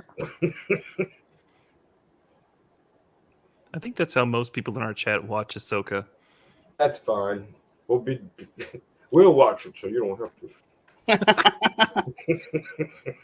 Speaking of watching it, I got another clip Storm up and here. Rogue have, way more appeal than Sabine. Sabine looks like a 10-year-old boy.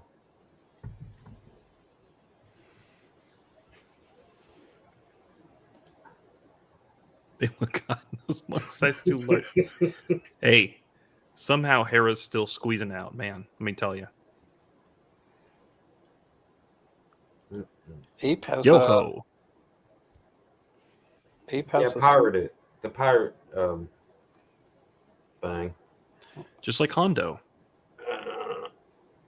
Did we show this one yet? Alive until we know otherwise. And we shall prepare accordingly. I want to know her background, history, home world, her master, everything. Yes, Grand Admiral. If a star whale approaches Peridia, destroy it with prejudice. Great mothers. I love that little once again smile he require has. the aid. Right before he says that, like he thinks about blowing up a whale to chunks. And he's like, that's kind of funny. Yes, Steve Larry Hondo is one of my favorite characters. Yeah, Dude, Hondo's great. Destroy it Absolutely. with prejudice. Corey's like, Great send me your mothers. face I shall nude. once again require the aid of your dark magic. So what is he going to use the dark magic for? To bring his army of zombies back to life to An take army over. of zombie Purgle. Ooh. Because the In that whole ring. planet. Oh, that's What? Invade the whole galaxy with a zombie army of Purgle. Whoa. Holy crap. Just blew my own mind. What is it? They were wearing really sexy shells. Yeah. The crab people. Yes, the crab people. That's right.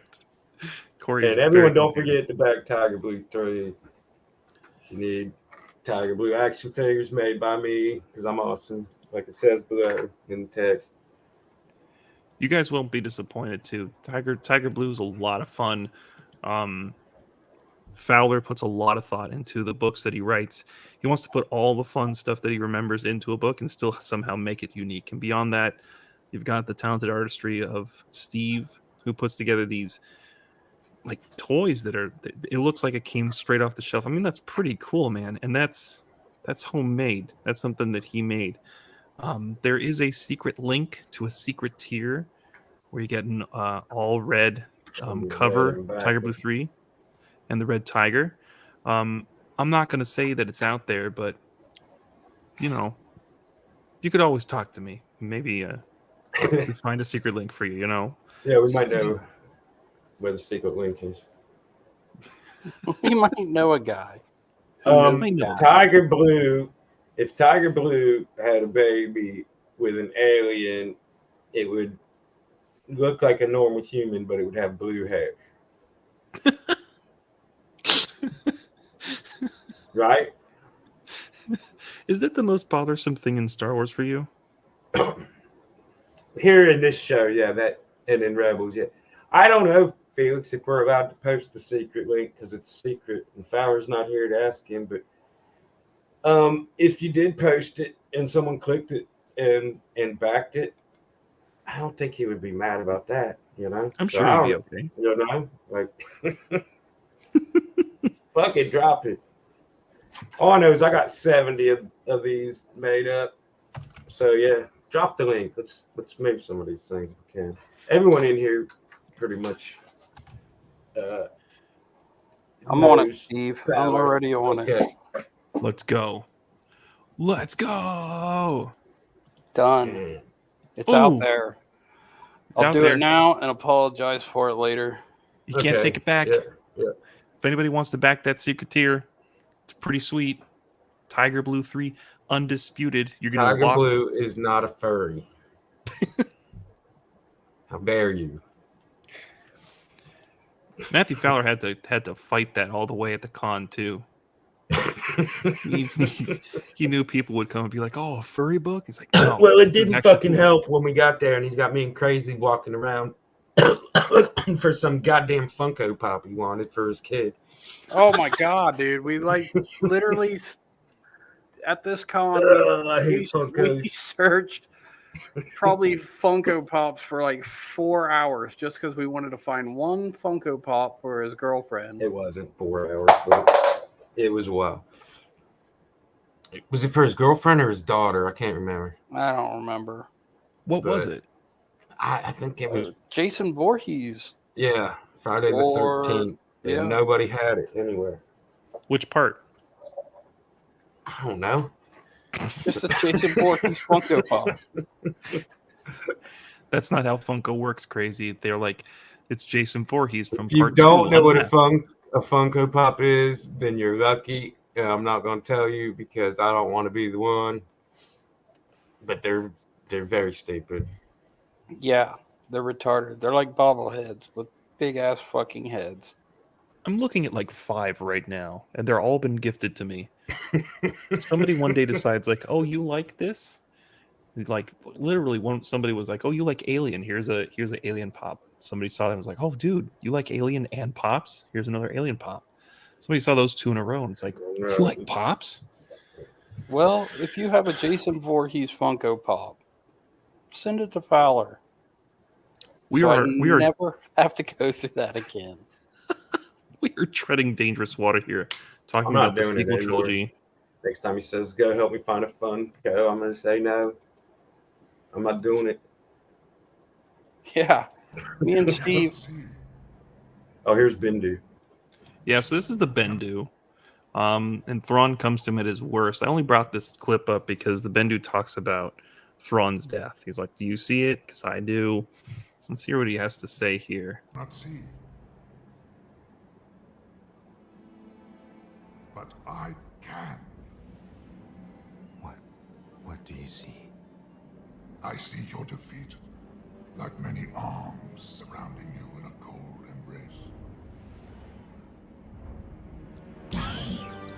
Like many arms surrounding you in a cold embrace. Now, He doesn't originally, say death, though. He says defeat. I see your defeat. Okay. So do you think that was explicitly talking about the Purgle then? I think at this point, yeah. If you'd have said, I see your death, that would have been a whole different thing. I must have misremembered it. Yeah, I did too, until I just saw it right now. It's a good thing we have the video evidence. All right. So yeah, the Great Mothers talk about another thread of fate, speaks to them, says that Ahsoka's coming over. Thrawn wants all the intel, and he's going to prepare accordingly. We're going to see some Purgle get blown up, apparently. I don't know, man. It's next episode, it's got to kind of come off hot. Steve, you were saying the last time we met for the Blue Milk Social that like these next 3 episodes really have to hit. Oh yeah, like so we're down to 2 now, 7 and 8. Yeah. Well, we found out what's here, and it's witches and magic and crab people. And there's something else. Now, what's the something else? You know, if it's cool, then the show's cool. If it's stupid, then the show's stupid, right? Like, we went through all this stuff, and they go in there and they find something stupid, and we're going, well, what a waste of freaking time. I think we're going to get some heavy action over these next 2 episodes, though. At this point, we've been led to, and we're all built up to, Ahsoka's going to get there. Ezra and Sabine are met up. Thrawn has his little army. We're going to get some action. Yes, this is what I've been anticipating. Ahsoka meeting up with Thrawn. It's gonna be interesting to see how she deals with an army of undead gas soldiers. You imagine like her cutting through them, and then like the green gas just kind of goes everywhere, and at some point it clouds her, and all you can see is a bunch of lightsabers going around. Dude, an undead Purgle, let's make it happen, Thrawn. Come on, that'd be cool. Resurrect the Purgle around the planet and just have them fly over. I'm a little excited about my own theory. I don't know. This episode, there was a lot good. I can't. I don't like most of the parts that Sabine's in, and I think that's what really does it for me. It was a very lackluster reunion with Ezra. The crab people in the reunion is what really made everything else other than that. I was a-okay with. I mean, the crab people were goofy and kind of like juvenile, targeted at young or younger people, maybe, or kiddie or whatever, and stupid or whatever. But it wasn't like alien or out of place, because I've already seen a lot of shit like that. Starting That's with true. Jawas and Ewoks, Ugnaughts, all the way through all the different things. There's, so it wasn't like, oh, this doesn't feel like Star Wars. It was more just like, man, them things are stupid looking. And, big deal, get over it.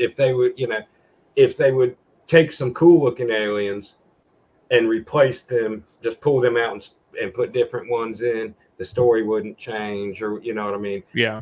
They just look dumb. So it wasn't like this major problem where I can't continue watching this, or, it's like, it's knocking me out of the story or anything, like sure to that degree or anything. But that reunion, when we get to the end, just it, like as they were writing it, did they not purposely make us think that these two were in love and had some kind of romantic thing, and then they get here and they like on purposely like subvert that expectation? Right. Or is it that possibly they both know they're in love, but they don't want to be the first one to say it because they don't know, and they're both like young and they can't, or something awkward like that? Or are they trying to be like this brother and sister relationship, like that they sometimes say they have? I don't understand. It's like mixed message. Their whole relationship it's all like mumble mixed messages. And it seems like they purposely try to get us to think one way just to come back and say no and try to make us think another way. So I don't know what the fuck they're doing with that. I think they should just be in love, because it's like the signs are all there. But I don't think Filoni knows how to write it, because he's probably never gotten poon in his whole life. And then they hug and they got pregnant. He probably did once he got, he can like go to the cons and pick up on some goth nerd girls. Like, hey, baby, I'm Dave Filoni. You want to ride my cowboy hat? You want to see my wolf collection? My wolf collection. Yeah. I wear a leather jacket. It has a wolf on it. Here's something that bothers me about the crab people, because I watch these shows with subtitles, because that's the way my family watches them. I've just kind of gotten used to it. So whenever they speak, it says speak gibberish and naughty, right? N-O-T-I. And then when they come out of the ground, it says like group of naughty exclaim, right? So the shell people, the crab people, are called naughty, N-O-T-I. But then later, these bandits, they are speaking, and the subtitles say speaks in naughty or something like that. Now here's my thing. In Star Wars, other than basic What do the aliens primarily speak? Arabish. No, that's Well, the Arabish is the writing. alphabet. It's Huttese. Huttese? Yeah, Huttese. Now, why do they speak Huttese? Because the Hutts ruled a huge part of the galaxy and make all their slaves speak that, and then also just the trade. They're involved in so much trade. Right. The Hutts were bosses of everything. So why are the diminutive little hidey hole crab people also the basis for the language of everybody on this planet? That bothered me. And I like for the reason that you explained, Steve. People speak Huttese because the Hutts ruled. Well, maybe the language is named for the region or the land, and then they're named because they live there. You know what I mean? We could be like, oh, everyone who lives here speaks this, and then I don't know what the fuck. I'll be right back. I got to pee. Sorry. we can also I end can't the concentrate. You gotta keep this thing going for a minute. We didn't even have to call him out for having to go pee. He called himself out. I know he did.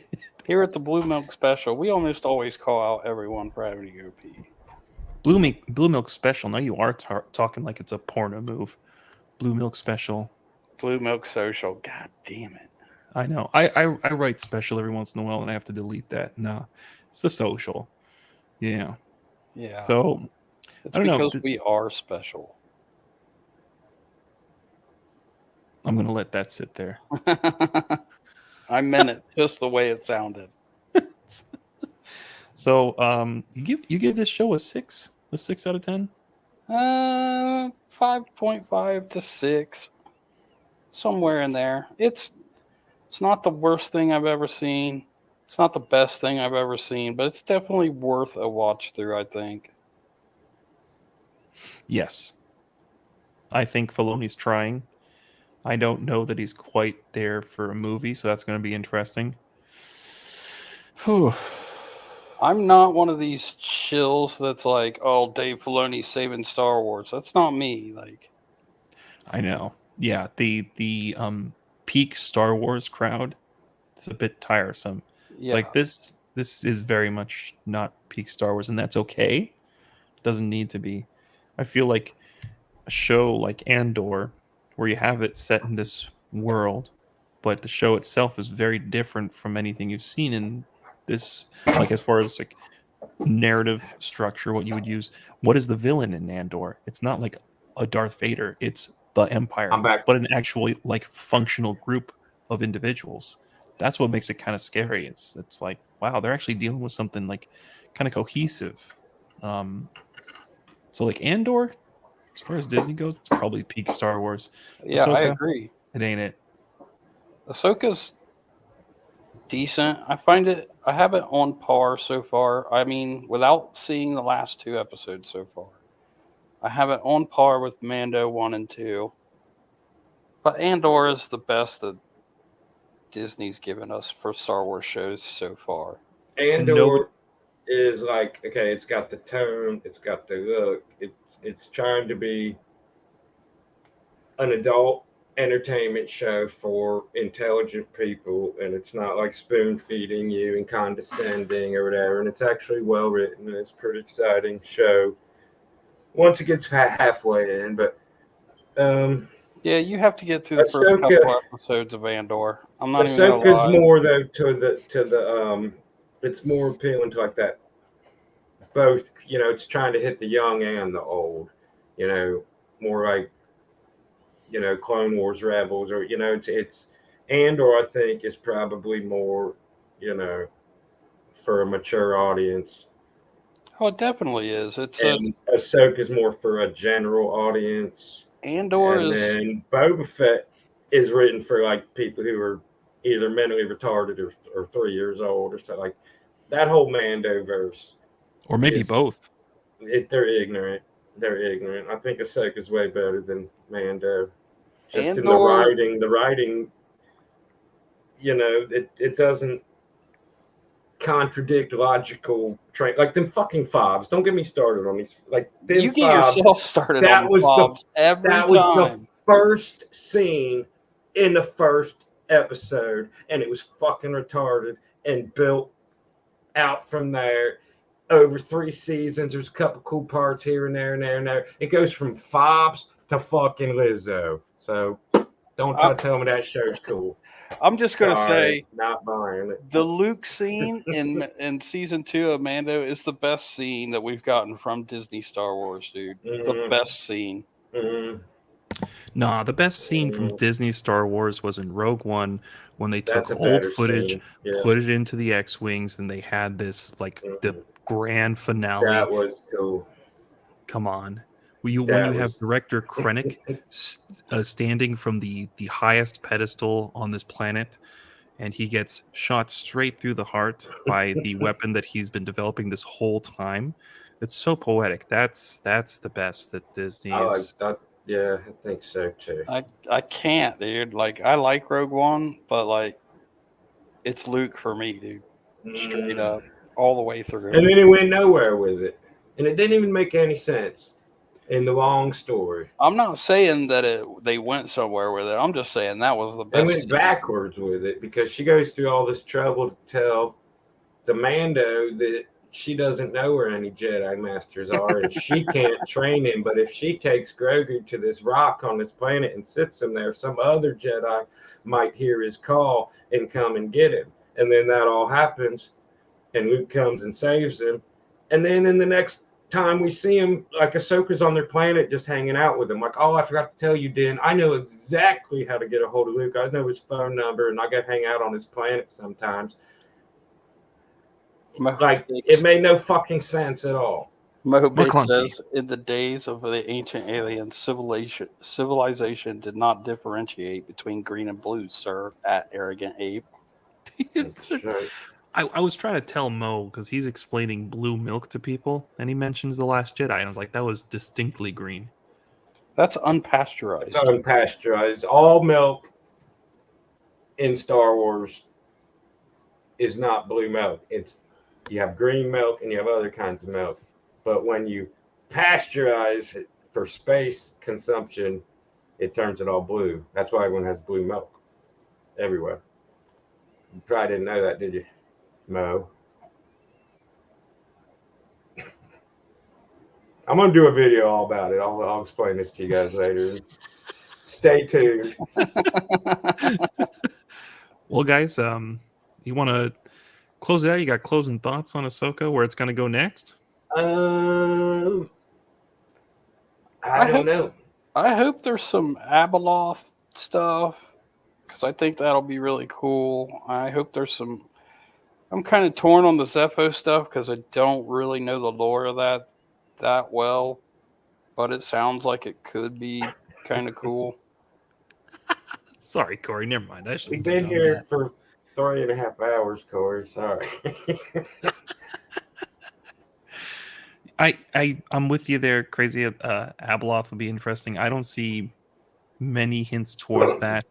I don't think Abeloth's going to happen. If anything, we're going to get something with the son, because we already have the father with Anakin and the daughter with Ahsoka. Maybe something that's calling out to Balin is the son, but even that's a bit far-fetched for me. I think there's just something with the Zepho. Well, yeah, because the son's dead. The son and the daughter and the father are all dead. But I think, that's ultimately got to be their place in the grand scheme at the end of all of this, is the Mortis gods are dead, and the father wanted Anakin to replace him. He was the only one who was balanced and powerful enough to control both sides.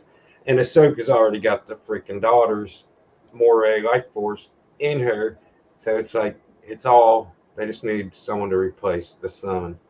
I believe that someone is already in the Star Wars universe. Yeah. Ezra. Maul. That would be cool. Maul is the son personified. Vengeance and hatred and... Mm-hmm. So his spirit, I don't know how they would pull all that together, but it seems like they're definitely, working back that direction in this series, trying to deal with some of that stuff. Dean is right. Star Killer. We need Star Killer. Stop it. BK says, does Ezra take back his lightsaber? Because that's a good point. Thrawn has his lightsaber, and then Sabine has his other lightsaber, right? No. No? No, just Sabine has his lightsaber. His other one, with that gun on it, it's destroyed. Yeah, that was destroyed. I believe Vader is the one that destroyed that. That thing was kind of stupid anyway. I actually thought it was interesting. It's not something you see very often, a gun lightsaber. Because it's dumb. That's why you don't see it. Yeah, you know, I don't know. I think Ezra will probably use force powers that don't require the use of a lightsaber. Does Enoch take back his dignity, or does he always look like he did in this episode? Anytime I see a masked individual in Star Wars, my first thought is, God, please don't take it off. Corey, Just keep the it best on. Spartan, who's Enoch? He is Star Killer. He's a stormtrooper with a gold face who's named after a biblical figure who is popular in ancient alien theories. See, you missed 3 hours, Miss Corey. Like we can't go back. That was like a whole 40-minute long discussion a while back. We spent a whole 15 minutes on Enoch, and you're coming in here, who's Enoch? Go back to the 1 hour 54-minute mark and start there. That's it, Corey. I'm just going to start tagging you in all my Twitter posts about this. Yeah, make sure you get here on time next time, Corey. You're missing out. You're still the best Spartan, though. Oh, not you two, Kiwi. Quit it. Everyone I don't know is Star Killer. Everyone with a mask is Star Killer. I can't wait to get a call from Michael Ogden tomorrow. Here's the stupidest Star Wars speculative rumor that I can remember. I haven't been a Star Wars fan since I was 5 years old. 45 years total. This is worse than who is Rey's mom. This is worse than is Maruk the Star Killer. Okay. Back before episode 1 came out, one of the very, very, very first things that they ever showed us was the Hasbro Mace Windu action figure in a little green box. And you could get this thing, and I remember a bunch of guys at the flea market kept asking me, "You think he's Lando's uncle? Think this is Lando's dad?" It's like he's a black guy, and there's one other black guy. So, of course, these black guys have to be related father and son in the whole galaxy of a million planets. This black guy must be related to this black guy. And it's like some of these newer ones are like just as thin, you know, like, oh my God, this must be this because of this and that and the other. And I'm just like, could there possibly be in Star Wars a new character that's created that is a new character that isn't an old character with a I'm mask just gonna on? say Kelleran Beck, the sabered-handed. He's definitely Mace Windu's son. But how many of these masked characters have ever ended up being whoever anyone speculated them to be? Like zero. Well, no, but it's, you know, it's fun. It's something to talk about for a week until the show comes out. Yeah. It only happens with like the super obvious and not even like in Star Wars. That's the thing. Like when Arkham Knight came out, it's a Batman game. Everybody was like, oh, the Arkham Knight. Well, clearly that's Red Hood. And all the creators were like, no, totally new character. It's not Red Hood. Oh, really? Yeah, it turned out to be fucking Red Hood at the end of it. He even made his hood red. It was really bothersome. But there's nothing quite that obvious in Star Wars. It's a whole galaxy as compared to Gotham City, right? Which is a limited space. Mace is Star. Oh. The sabered-handed Wolverine, he's canon now, dude. Corey's like the most knowledgeable Star Wars expert. Not. I've got something for Corey, if you should dare to share. Oh, That's yeah. it, Corey. Shane That's all you Hopkins. get. How you like that? There you go. That's what you came here for. All right, are we done with this show? I think this might sum it up right here for the rest of us too. Getting sleepy. Love Let's to see laugh. if anybody has anything here in the chat that we've missed that is worth showing, or that Mo will be mad if we don't show. You got any jokes we didn't show, Mo? Come on. That's Shin Hottie, Corey. Shin Hottie. Shotty. My girl Shotty. She's not on the show. Yeah, she is. That was clearly her, Mo. She's on the show.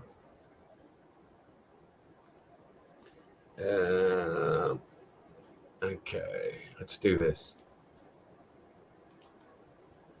We should probably talk through the credits again. Yeah, that's what I was about to do.